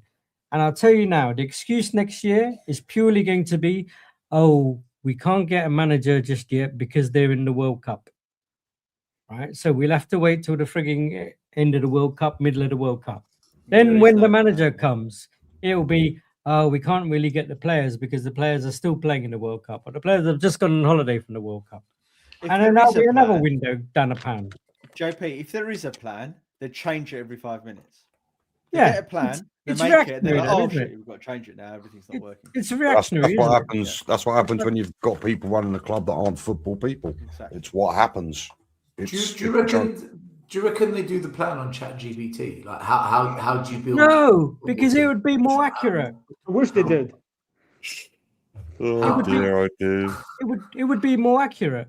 I think they go to St Thomas More's junior school across the road and get them to do the plan. One thing I will say is one thing I will maintain is this: the club did spend a lot of money, right, in the summer, right, and in January. We spent well over 200 million quid.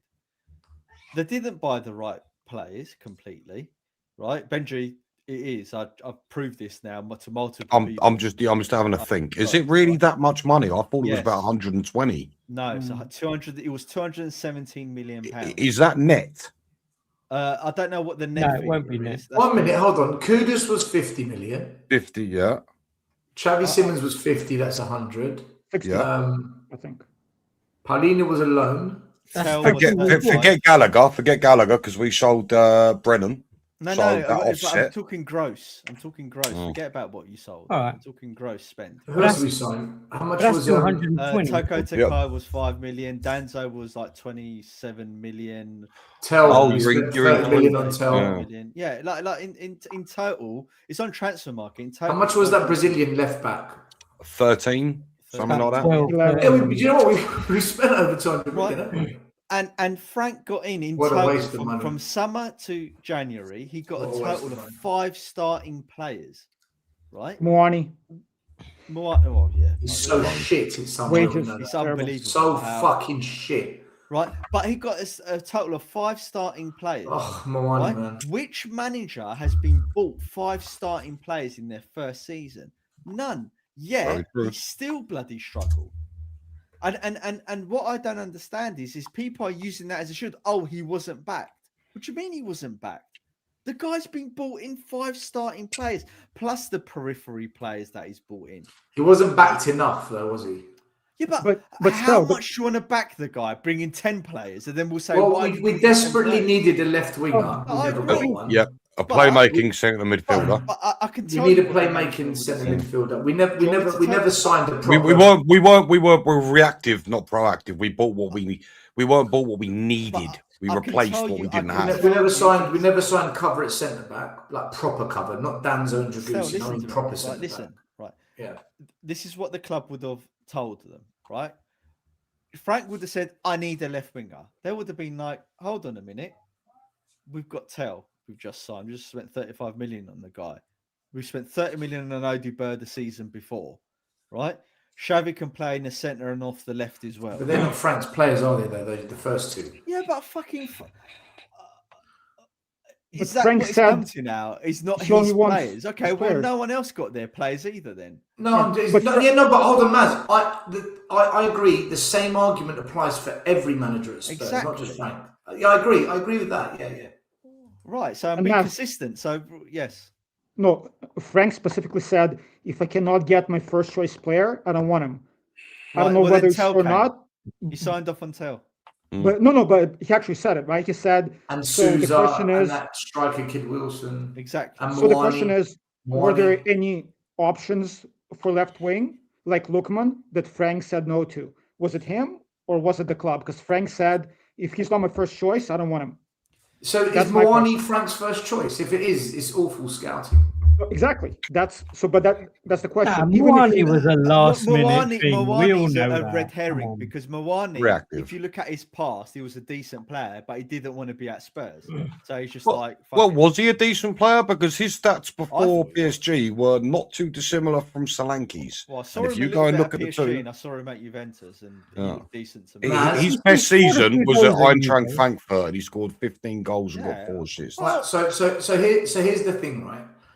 When we signed someone with Premier League experience like Paulinho, I knew we were signing a good player. The day we announced it, I said, this is a good player. People were like, oh, no, he's not. I said, no, he's a player.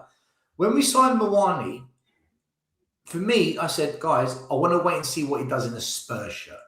That's when I assess him because he's I never always played think here. that anyway. By default. And after, well, Premier League players, I give them a bit more grace because we can see what they're about. But when he came, after 3 games, I said, this guy's shit in front of goal. I think he's got skill, he's got technique, but in front of goal, he's shit. And you know what? He's been shit. He hasn't scored 1 goal in the league. Not 1 goal in the league, and we signed him to be... He's worse than Werner. He's worse than Timo Werner. This is the comment of the night, right? ain't Frank that bad. repeatedly went back on his word and undermined himself, like his no dickhead policy. But what happened with Moani? Hold on. JP, Werner scored goals in the Premier League. He actually put the ball in the back of the net like 3 or 4 times. Moani, imagine coming as an attacker and you don't score a single fucking goal. Listen, did Soldado score a goal for us? He scored a Yeah, penalty, one didn't he? penalty. Everyone knows that. Right, he's worse than First Soldado. game of the season, wasn't it? He's worse than Soldado. All right, I think we should move on to the next who we want to come in because we've been on Rubing. All right, for an hour and a half. I mean, who wants to go first? Go on, Benji. Yes, please. Yes, please. Now, when you say wants to come in, do you mean as an intern or do you mean as a full-time? An intern? Both. What? Both. One from school? Sorry, you know what I mean. YTS kid. Yeah. You know, yeah. Is that what it's getting late. You know. Get on with it. You know what I mean. Imagine Archie Gray becomes the manager. Right. So, do you mean someone... Benji, you don't get away with anything on this I channel. know. Apparently, I'm not allowed. One word slip up is game over. He's on me. Right. Okay. You know what I mean. Anyway, so what do you mean? Do you mean full-time or to the end of the season? Both. Right, Both. full-time. I'm going to go full-time. I know what's going to happen to the end of the season, and I don't want to share my opinion because it's probably right, and that is Heitinger's going to come in and remain. But anyway, I would like many of us, Mauricio Pochettino to come in, and I dare anyone to tell me that is a bad idea. I dare anyone to tell me that's a bad idea. What Pochettino brings is... No. You can't say it. It's not right. What Pochettino brings is everything we want. We're getting a manager who knows more than any other manager I've seen in my past so far what Tottenham is. A manager that's got a plan A, a plan B, a manager that actually is good with younger players. This guy encapsulates really and truly what Tottenham is about. And that guy, not only that, what would he do straight away, he would get unity again, something that this club has none of right now. He'd get the fans back on side. For however long that may be, it will give us that respite, and that will leak on to the pitch, hopefully. So I'd like one of you to stand there and tell me Pochettino isn't a brilliant idea. Go on, Eugene, hit me what you got. Again, as I said before, getting Pochettino would be ultimate fan service. A club with no plan, with no balls to make tough decisions, they do it to appease the fans. We cannot live in the past. Pochettino managed in a different era with different players. We saw, he didn't succeed at Chelsea. He didn't succeed at PSG. Just move on. We cannot live in the past. Oh, he won the league with PSG, and he also started. And he lost the league. At the end it's on Chelsea. Easier to lose a league than to win a league, and he lost the league with PSG with Neymar, Messi, and so. Yeah, but he still won something, and he's still yeah. And we can't say that and then say Ange won stuff. We won freaking Japan. But it's PSG. It's a one team league. Like, come on, let's not kid ourselves. He's got a point, to be fair. It's PSG with Neymar, Messi, and Mbappe. But again, like with Poch, he managed in a different time when all the big teams were down. We didn't win. He had Paul Mitchell, who gave him brilliant players. Yes, he did a great job managing us. I just feel like appeasing the fans is not what a club should be doing. A club should be having a plan for the future and looking forward. I think Poch's time as a top manager is done. I don't think he'll ever get a big job again. It's time to move on. I just don't think he has it anymore. Like, wow. You never go back. Yeah. When was the last time? But listen. He's not an ex-girlfriend, though, is he? He's a manager. Look, he's an ex-wife. Look, yeah. God, I should have never divorced that bitch. Should have stayed with her. He's more of a mistress. He's more of JP, ex-wife. No. He was a fully fledged wife. Okay, don't. He was a wife. He's a wifey. Yeah. I think what I would say, Benji, is probably the fact that we live in this dream of good times when he was there, right? And they were good times, and we had great players at that point, and we were playing fantastic football and all of that. Yeah. And I'm wary. Like, listen, I saw that Poch interview the other day. I ended up watching all of it in one hit, and kind of like at the end of it was like, yeah, do you know what?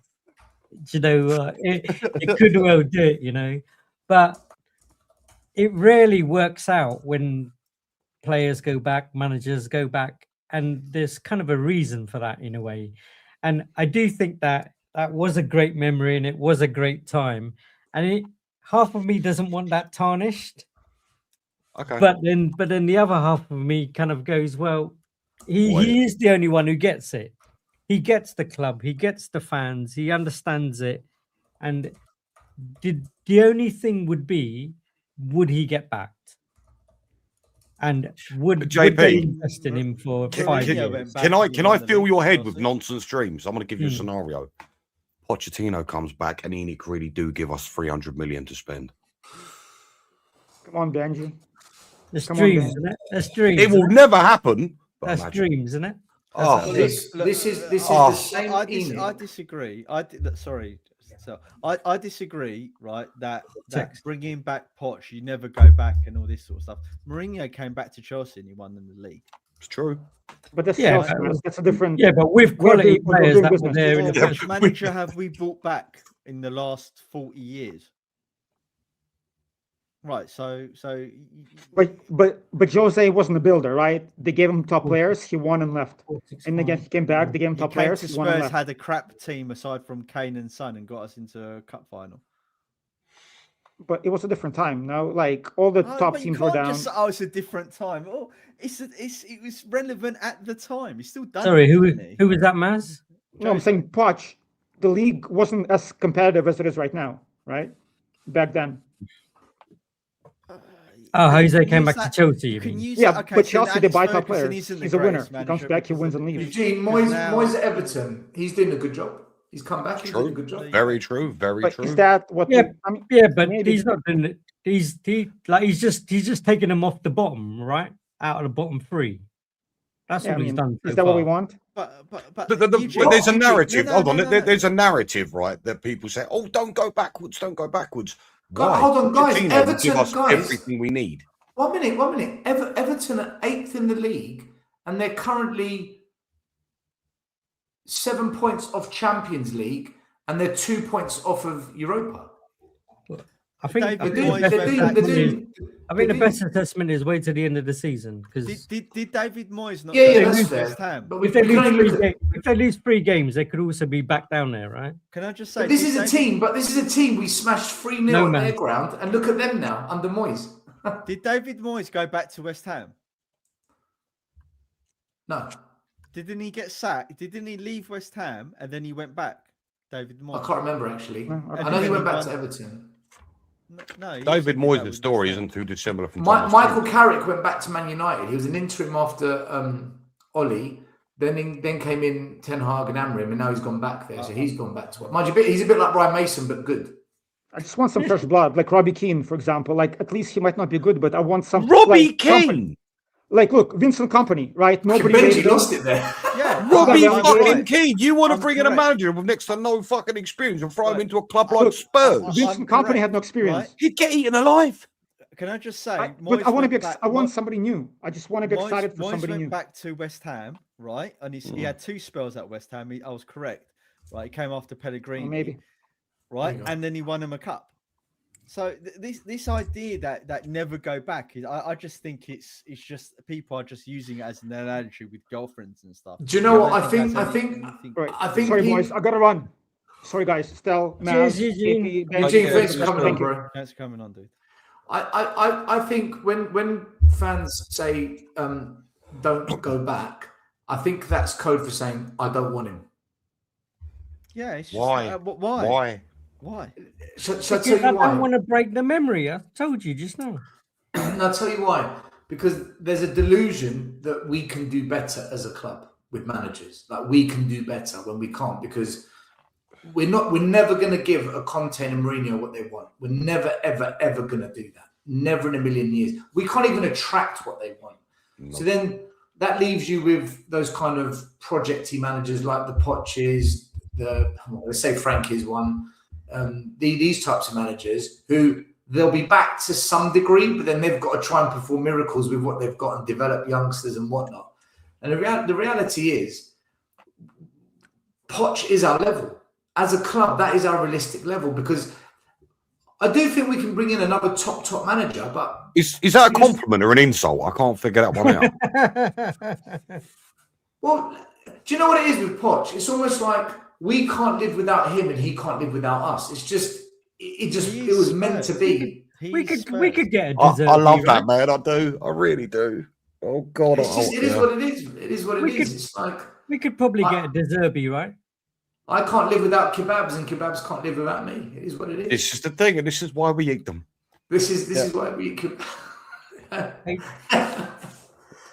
What did you say, JP? Deserby? Do you not think we could get a Deserby? I think it'll be the most toxic thing. Yeah, I would love it, JP. I would love it, but I'm it not would be talking so about him toxic. personally, but I mean a level like him. We could get a Deserby. We could get a Glasner. He's the bookie's favourite, by the way, could probably JP. get- Glasner turned us Nugget, down, man. didn't he? Glasner said no. He turned us down. JP, he's the bookie's favourite, mate, by the way. Is he? Zerby. Mm-hmm. I don't know if that counts for anything. Look, look. He's a good manager, but he's a nuts. Sorry, Maz, just really quickly. Who was that guy at Chelsea that just got sacked? Maresca. We could probably get that level of manager. I don't want Maresca. He left Chelsea because he called out the board for their transfer policy. How do you think that's going to work? Well, that's what you and Maz have been saying. You want someone strong and hard like that? I do. You know, you're right, JP. don't No, want Deserby. you're absolutely right. But do you know what? The way I feel at the moment is, can we get a better manager than Frank that does better? Absolutely. Can we bring in a manager that's going to win us the big trophies? Not under Enoch, no. Well, I also don't think it's going to be in the first go. It's going to take us 2 steps to get to that winning If stage. anyone, But they need to back him from day one, though, JP. They've got to back him from day one. If there's anyone who understands Spurs, who's been at clubs, right, i.e. at Chelsea, because when he went to Chelsea, they were in disarray, and he cleared out loads of players and rebuilt them back to what they are now. People don't realise that. He didn't fail at Chelsea. Chelsea No, were he did a good job. down in the doldrums. He got them back up to 6th. And when you start, looking at his last 30 games, his form was incredible at Chelsea, right? And he left not because they sacked him, because he wanted control of who they signed and et cetera, et cetera. They didn't agree, and then he was like, right, I don't want to be here, and he left. So if there's anyone, look, ENIC isn't leaving. The reason why ENIC isn't leaving, unless they get an unbelievable offer come in and they decide to cash in, because the fans don't want them to leave. I'm fed up of talking about is ENIC going to go, ENIC's a problem and stuff, because the fans want it, right? And until they protest, there's nothing's going to happen. So stop complaining about them, right? If you want to complain about them, go out there and protest. No, but the real reason, though, Maz, is it's a cash cow. Why would you leave? Why would you leave? Anyway, right? I want Poch, because when you listen to Poch, I want Tottenham people managing our club. I want people that care about the club, that love the club, that love the fans, that know what we want, that know what football we want to play, right? And can do it if they get a sufficient backing, or right? If there's ever going to be that one person, it's going to be Pochettino. If he comes back and it doesn't work, at least I liked him as a manager and I didn't have a problem with him. That's why I want him back. However, we have to have an interim manager. And again, my philosophy is the same. I want people to come in now that love the club, that know the club, right? That can galvanize the club for these 3 months. For me, that is Redknapp is my primary person I would go, because I think he can galvanize the squad and give the right players a kick up the arse to do it. He's obviously old. I agree with you on that. So he will need a good number 2 that can do all the running around for him. So whether that's Sherwood, Defoe, Sheringham, Klinsmann, whoever, right? But you need to bring these people in urgently, because we need the points on the board to stop us from getting relegated. And that's it. That's it for me. I would go with Redknapp and Defoe, to be honest with you, because I do feel that right now Harry would probably get in that dressing room, put his arm around most of them, tell them that they're good, go out there and play, not make it too technical, not make it too, like not many sketches on the blackboard and stuff like that. And you know what you get with him, right? And he's quite a people person. He can actually get things out of people that they probably, he'll get another 20-30% out of someone, I feel. And he's got the gravitas, he's got the respect, JP. Like he could go to, as an example, he could go up to Tell and go, Tell, you're a top player, mate. You're a top player. Right? And then Tell will be like, what do you mean I'm a top player? And he's been like, look what I've done with Bale. I had Modric, I had this, I had that. He could say, I've done things in the game, right? And they would respect him as a Spurs legend. They would. Maz, it makes a lot of sense what you're saying. Do you know why I wouldn't have Redknapp in the club? For the same reason why you want him in the club, because I like Redknapp. We have aged and nearly killed young, healthy managers. What do you think is going to happen to someone like Redknapp? Yeah. I don't want to kill him. Right? I'm sure I don't want to kill him. I want him to live. Don't put him in this shit show, please. Bank account, you can go, Sandra, I've made another 3 Sandra, whatever. Just don't call him a wheeler dealer. Like you'd be saying to Richarlison's, Sandra could have scored that. Could you imagine? Oh Sandra, my god, that's Van der Ven's class. He's absolute class. He's terrific. He's terrific. Well, literally, we honestly need someone to be able to win us 4 games. If we get someone who can win us 4 games, Harry can do that. Season. Yeah, you're right. That's all we need. I'm not being funny, but who would? This is why Frank had to be sacked. We weren't winning 4 games. Who would you trust as an interim manager to maybe get one over Arsenal at home? Harry Redknapp. Exactly. Do you remember his first game at the Emirates? We got that 4-4. Yeah. I wouldn't bring in an interim manager to after. We did have Huddleston in midfield, Modric in front of him, Lennon on the wing. Mind you, but we had Bentley and fucking Darren Bent as well. You know, I mean, they're not. Gina scored a cracker that day. Remember that Gina's that's cracker? right. And Yeah. Bentley's goal was fucking phenomenal. I think I feel sorry for the manager that takes over because I think whatever he does that first game, he's on I don't, because you know what? Here's another thing. It's a baptism of fire that first game, man. It has really saved is. What a clubs. draw. He was known as the manager, like the Sam Allardyce, that would go into a club that's going to get relegated and save them. Right? He done that for us. The guy. Look, any manager like him who says, "I'm willing to come in and help Tottenham do it," and even Sherwood's put his hat in the thing. Why wouldn't you accept that? Yeah, no, It's true. listen, It's true. But I heard what's his name? Who did you say? Tim Sherwood, right? I heard him earlier on Sky, and he was saying that they were asking him. He was pretty much going, well, as it stands now, I'm like 50-1, so there's no chance. But I would go in and tell them exactly what they are and exactly who they are and what they should be doing and what they shouldn't be doing, and definitely who's out of order in that club right now. And I don't think that the club would like that. He has just basically talked himself out of the job. Pretty much. There's no way they're going to allow that kind of serious, say it as it is character in the club. They want yes people. We've seen what they're like. We've got 2 quick super chats, by the way. Big up Andres. Met him in the my cousin's sandwich shop, Savage Sandwiches in Southgate. Big up to him. Frank should be a lesson to this board. How many lessons? How many lessons? It's been, constantly. They fail every year, and it's an F, red F. Yeah, failed. Go sit in the corner. Do you remember that? Go sit in the corner. Della Spurs, big up to you, brother. I maintain this.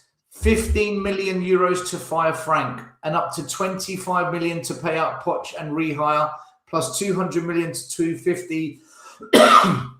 Beg your pardon, to revamp the Poch squad. That takes us up to 300 million just to stabilize the club. Do you trust the ownership to handle this?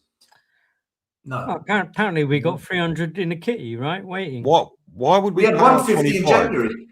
We had 150 in January. No, but the 150 is saved, so that's going over into the summer, plus another 150 in the summer. Guys, curveball. 300 million in the summer. So the 150 saved plus another 150. 300 million in the summer. Poch is coming back. Great. What happens if we're in the Championship? We get to buy a lot of players. Then Archie Gray is our man. Oh, we're fine. We got Tell, we got Archie Gray, we got Odegaard. Would Pochettino come and manage Tottenham if we're in the Championship? No way. No. That's a good question. Would he? Is he above that? Okay. All right. However, he could bring us up by winning it. You know who would manage us in the Championship? Sam Allardyce. Ryan Mason or Tim Sherwood. Oh, fucking hell, dumb. Do you know what? I would bring Maresca in because he won the Championship with Leicester. True. Before he went to Chelsea. So I don't think he would do that though again, would he? I don't think he would do that again. So look, going around the panel, who is the ideal interim for you guys? Redknapp. Okay. Well, Bobby Davro. Or Klinsmann, right? But Klinsmann hasn't got that record, does he? As a manager, but I would bring in Sam Allardyce, and the reason I say it is because we're not going to win a trophy. We're not going to get into Europe. Forget pretty football. We need to survive. We need a survival specialist. If it's not him, whoever else out there has got a reputation for it. We just need to stay up. He's really old as well now. Pardew. There's Pardew, isn't there? We need someone that's going to keep the club up in the Premier League, because whoever comes in is going to inherit an injury-stricken team. That is the most important thing. That whoever it is. And that's why I think still it's a poison chalice, because you'll get people scared for taking it, because no one really wants to have their name against you or the manager while you got Tottenham Hotspur relegated. Redknapp would though. If Redknapp comes in, he's got to have a number 2 next to him. I personally think you either bring in Sherwood so that you've got Redknapp, who gives you that love, that confidence, tells you you're world class, and Sherwood, that gives you a kick up the arse when you're fucking about. Or you bring in Redknapp and you bring in someone who's a really intelligent brain. Teddy. Yeah, like Teddy, yeah, like Teddy. Is Teddy got his coaching badges then? Is he? Who cares? Who cares? He was at the game the other day, right? Yeah. Has Frank got coaching badges? I mean, who cares? That's a Who good gives point. a shit? He has. He kept Brentford in the league.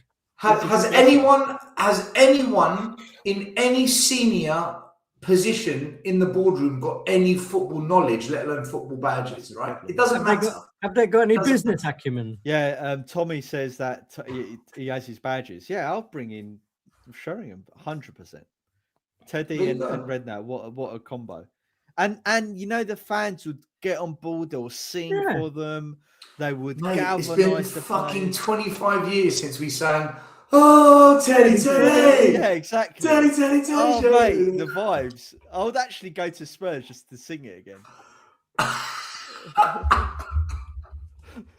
Hey, look how easy we are pleased. Can we just have Teddy so we can have a sing song? Mate, we are deprived. But that's all we've got left. That's all we've got left. Yeah. What have we got left still? I would take Teddy and Defoe. Do you know what? I'd bring back my favourite player. Chimbonda. Just so we can see Pascal Chimbonda. Pascal Chimbonda. In fact, should we just bring back people who've got the best songs? To see if it makes us... Yeah, get the atmosphere going 100%. Why not? We can have a little carnival. And this is where we are at as Tottenham Hotspurs fans, ladies and gentlemen. Good lord! For anyone who's never watched this show, who's just tuned in, yeah, we are being serious. Kabul is on fire. Kabul. He's better than Danzo. Is he? Is that? I don't know about that. I don't know. Who? Do you know who's better than Vicario as well? Who was that goalkeeper we had that was called the Octopus? Yeah, the really Gomez. Gomez, man. Bring him back. Get the whole band back together. Gomez. Yeah, Nico Cranchow. Get Jamie in. Where's Nico, Cratchy, and Defoe? Oh mate. Nico, we're going back. Nico, it's time. You're terrific. Let's get you back on the pitch. Terrific. You're terrific. Oh dear. Just one free kick. I just need one free kick out of you. Mal Bronk. Steed Mal Bronk. Oh my God, memories. You know what? You know these names we're dropping. These are actually good footballers. You know that? Yeah. They were actually quite good football players. Yeah. Super Pav. I love Super Pav. Is this the worst squad we've had since for the last 20 years? Is this the worst squad we've had in 20 years? No, I think it's the worst front line we've had in a long time. Yeah, it's the worst front line. And our see, the thing is with Spurs, you've always had a couple top class and one world class player. There's always been someone special about Spurs, and we just don't have that anymore. And it's sad to see. There's always been a hero, isn't there? Yes, there has, exactly. No, you're right, Maz. Van der Ven is a special player, but he doesn't carry the same vibe. He's gone, mate. He is gone. Mate, if Redknapp came in, he would play Van der Ven left wing. Yeah. And Romero up front. Yeah, he probably fucking would. Mickey, just bang it in.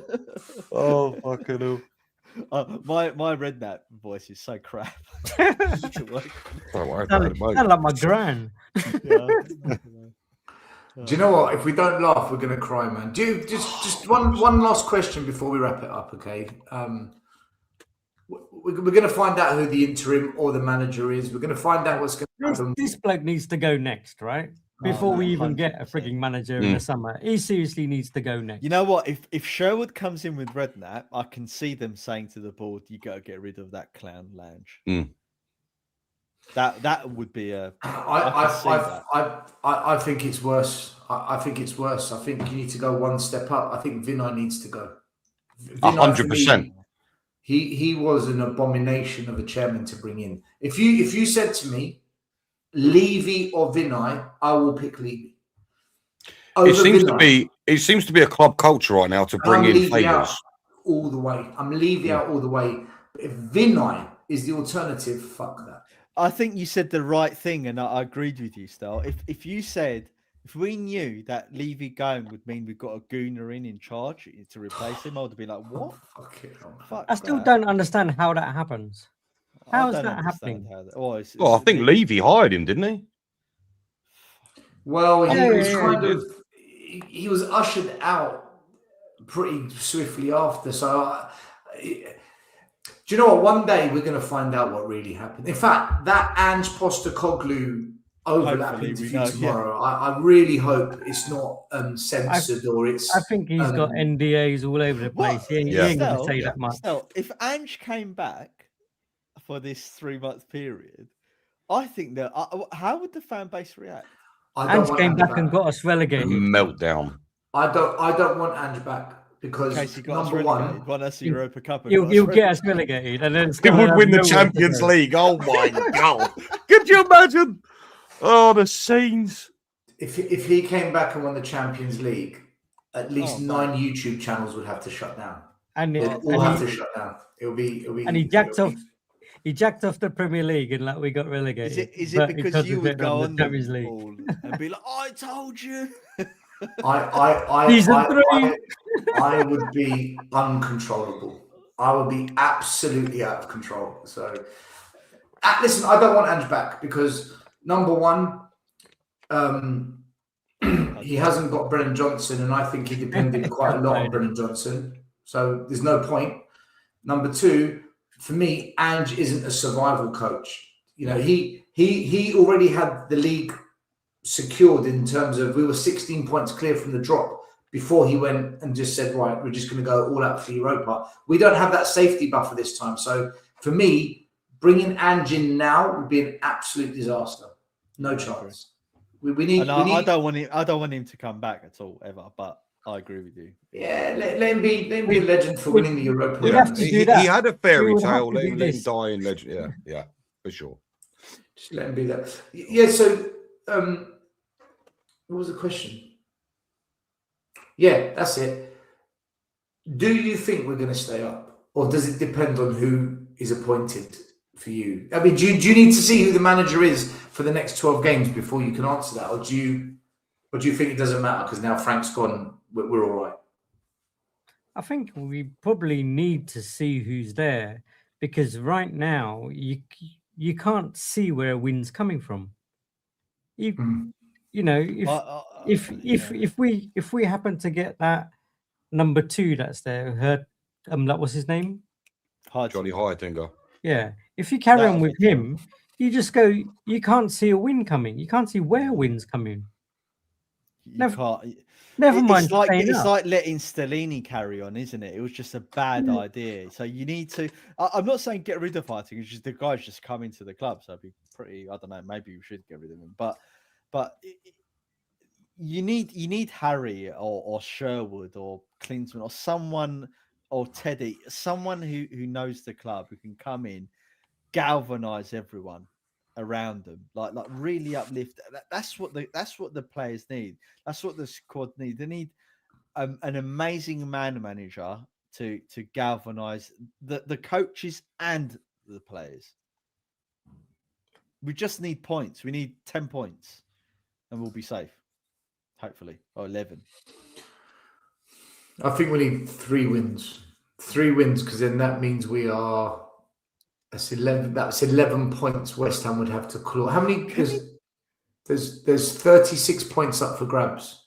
Can you imagine? Harry comes back and we beat Arsenal at home. That would be mental, mate. And we stop them from winning the league. Oh, I tell you what. If we beat Arsenal, right, which is a 1 in a million chance, but if we do beat them, do you know it will be one of the most electric atmospheres? Because not just because we beat them and we stop them in the league, the release valve of a home win against them will be fucking dynamite, because the pipe is on the brink of bursting, right? And it's going to burst if we beat them, us. Because you go to that, like Benji Maz, you don't have season tickets. You don't go like me and JP got most games. Okay, we haven't seen a win. Like you go there and all you do is lose, and if you get a draw, right? If you draw, it's na na na na na na na na na yeah, la. Mate, it's so depressing. Like you don't win. So imagine you actually get a win once finally, and it's against Arsenal. It'd be a figure dreams. It would. No, do you know what? Listen, I'll answer your question though. I don't trust this board to make the right decision, and I'm convinced that Heitinga will be in charge. And if that is the case, which is most likely to be, I think we're in real danger.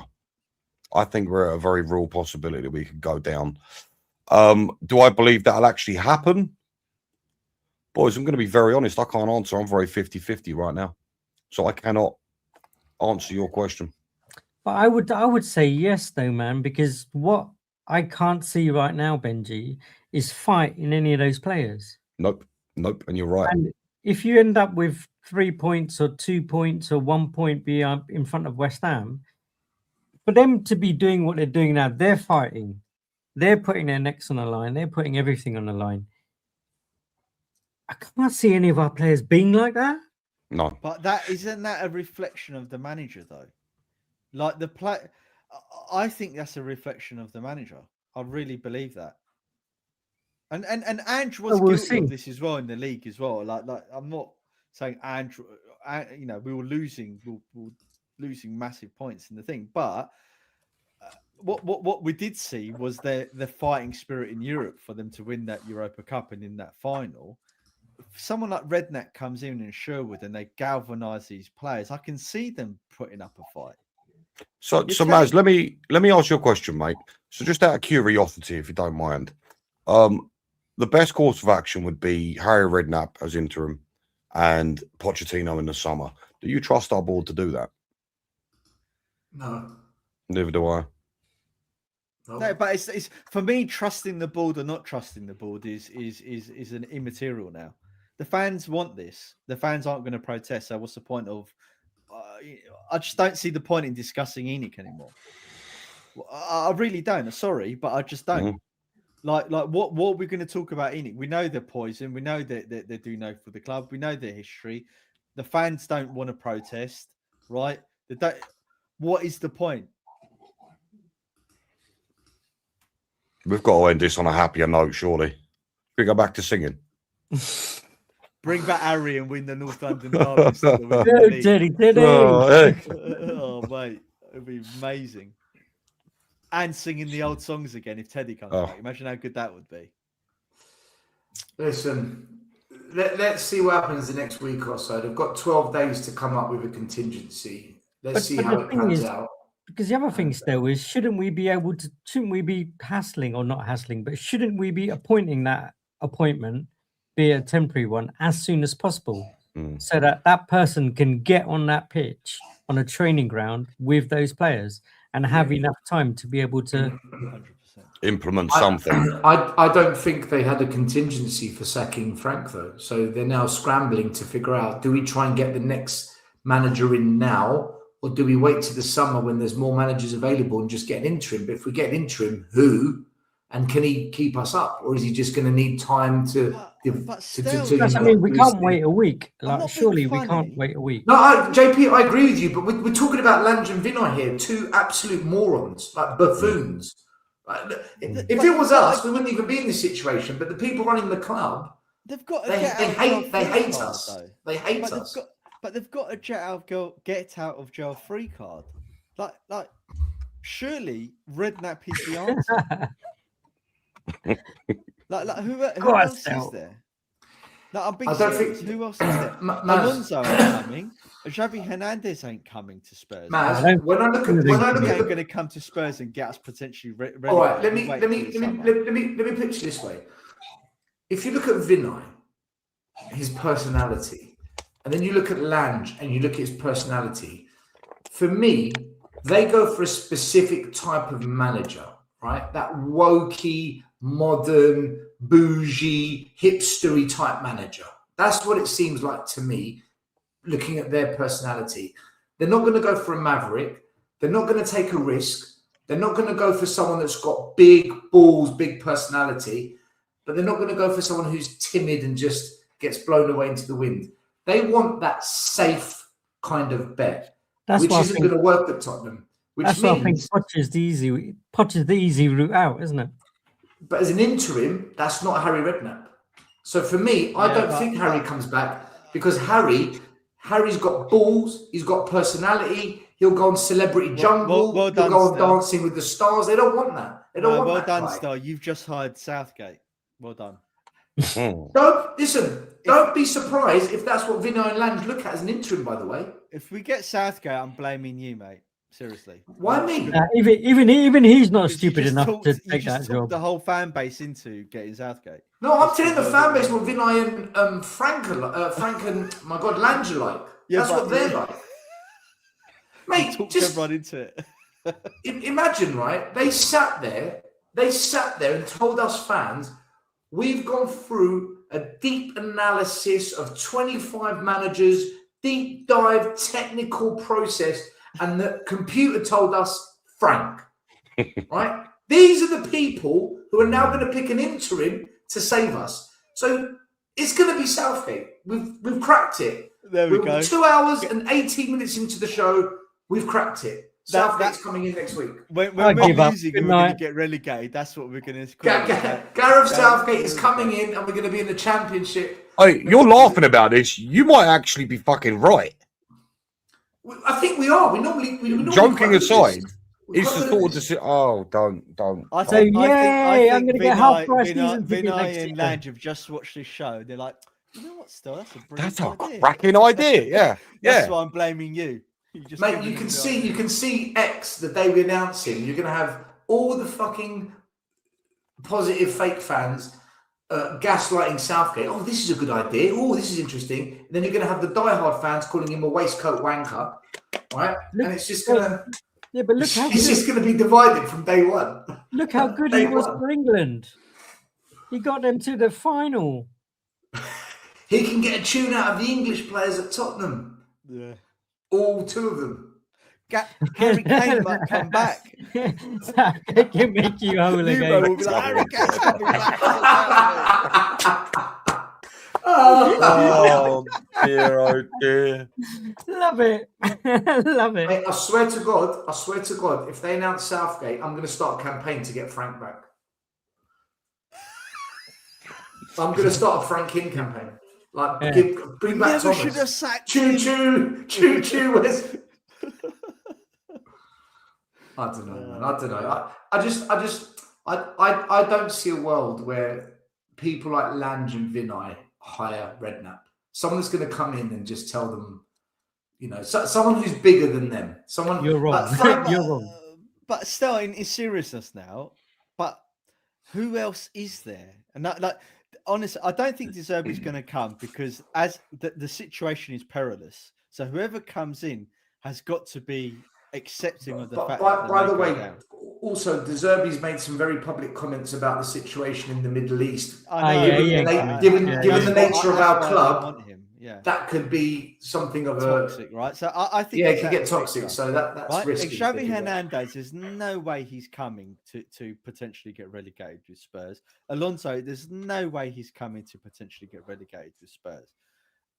I'm not being funny, but who else is there? You're looking at the guys out of the job. It could be Ryan Mason again. We could. I mean, that'll be. I'm telling you, boys, it will remain Johnny Heitinga. I'm not joking. I'm telling you, that's what it'll be. You might be right.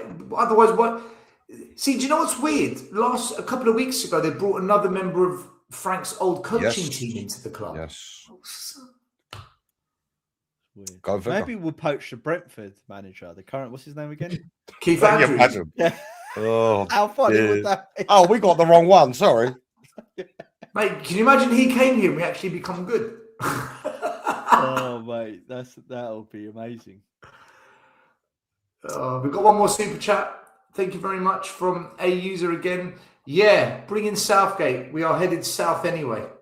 That's about right. You know what I am a little bit annoyed about? Very good. You know what I am a little bit annoyed about? If we got rid of Frank early enough, we could have bought in Carrick.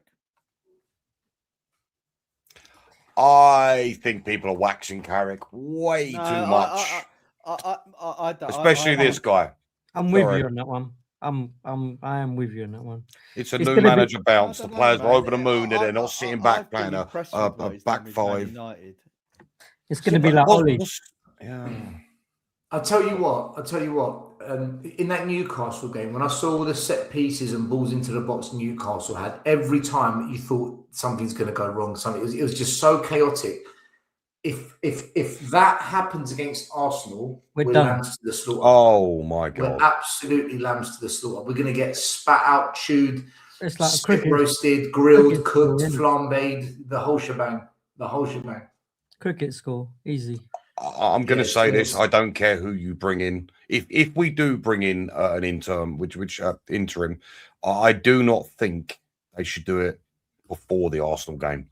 I don't think that would be a good way to start. I say I can't see. Do you know what though? Mate, I can't see any way of getting a result against Arsenal. Let's be real for a minute. Benji, come on, mate. You can't go in not having an interim before the Arsenal game. Well, no, I mean, obviously, when I say that, they just give it to Heitinger. But if you are going to bring in someone else, I wouldn't do it till after the Arsenal game, personally, because I think no matter who you bring in, what you do, we will lose that game bar none.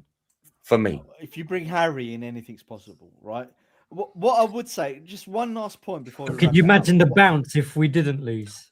Yeah. Exactly. Oh my God! Oh my God! It'd be huge. Can I just say though, right? Everyone's going on about Harry Redknapp's age, but you know, look, Trump is bloody nearly 80. Biden was nearly 80, and they're the most stressful jobs in the world, right? So to suggest that Redknapp can't do the job because he's 78, I think is nonsense. Hodgson went in when he was 78 and had a good season with Crystal Palace before he left.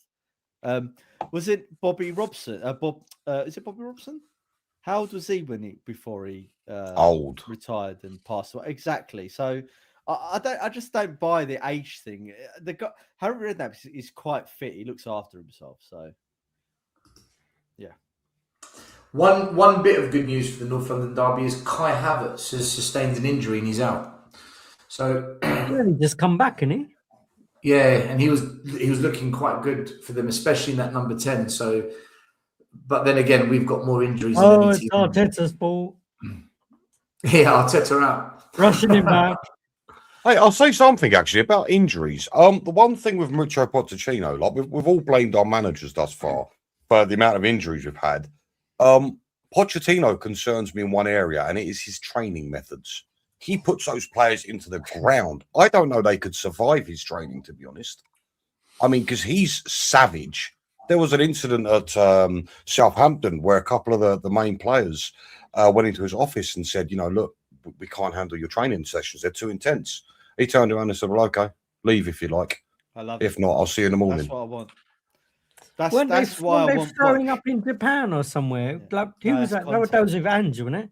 Conte. Yeah, with Ange, they were throwing up in Japan, yeah. Yeah, they were, yeah. Was that Ange? I thought that was Conte. Yeah, Heung-min Son was throwing up, wasn't he? Yeah. But that's because of all of the fan he probably had when he was out there. Go on, Sam. Fill your boots.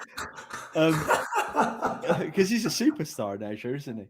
What I think is... What a comment! What a comment!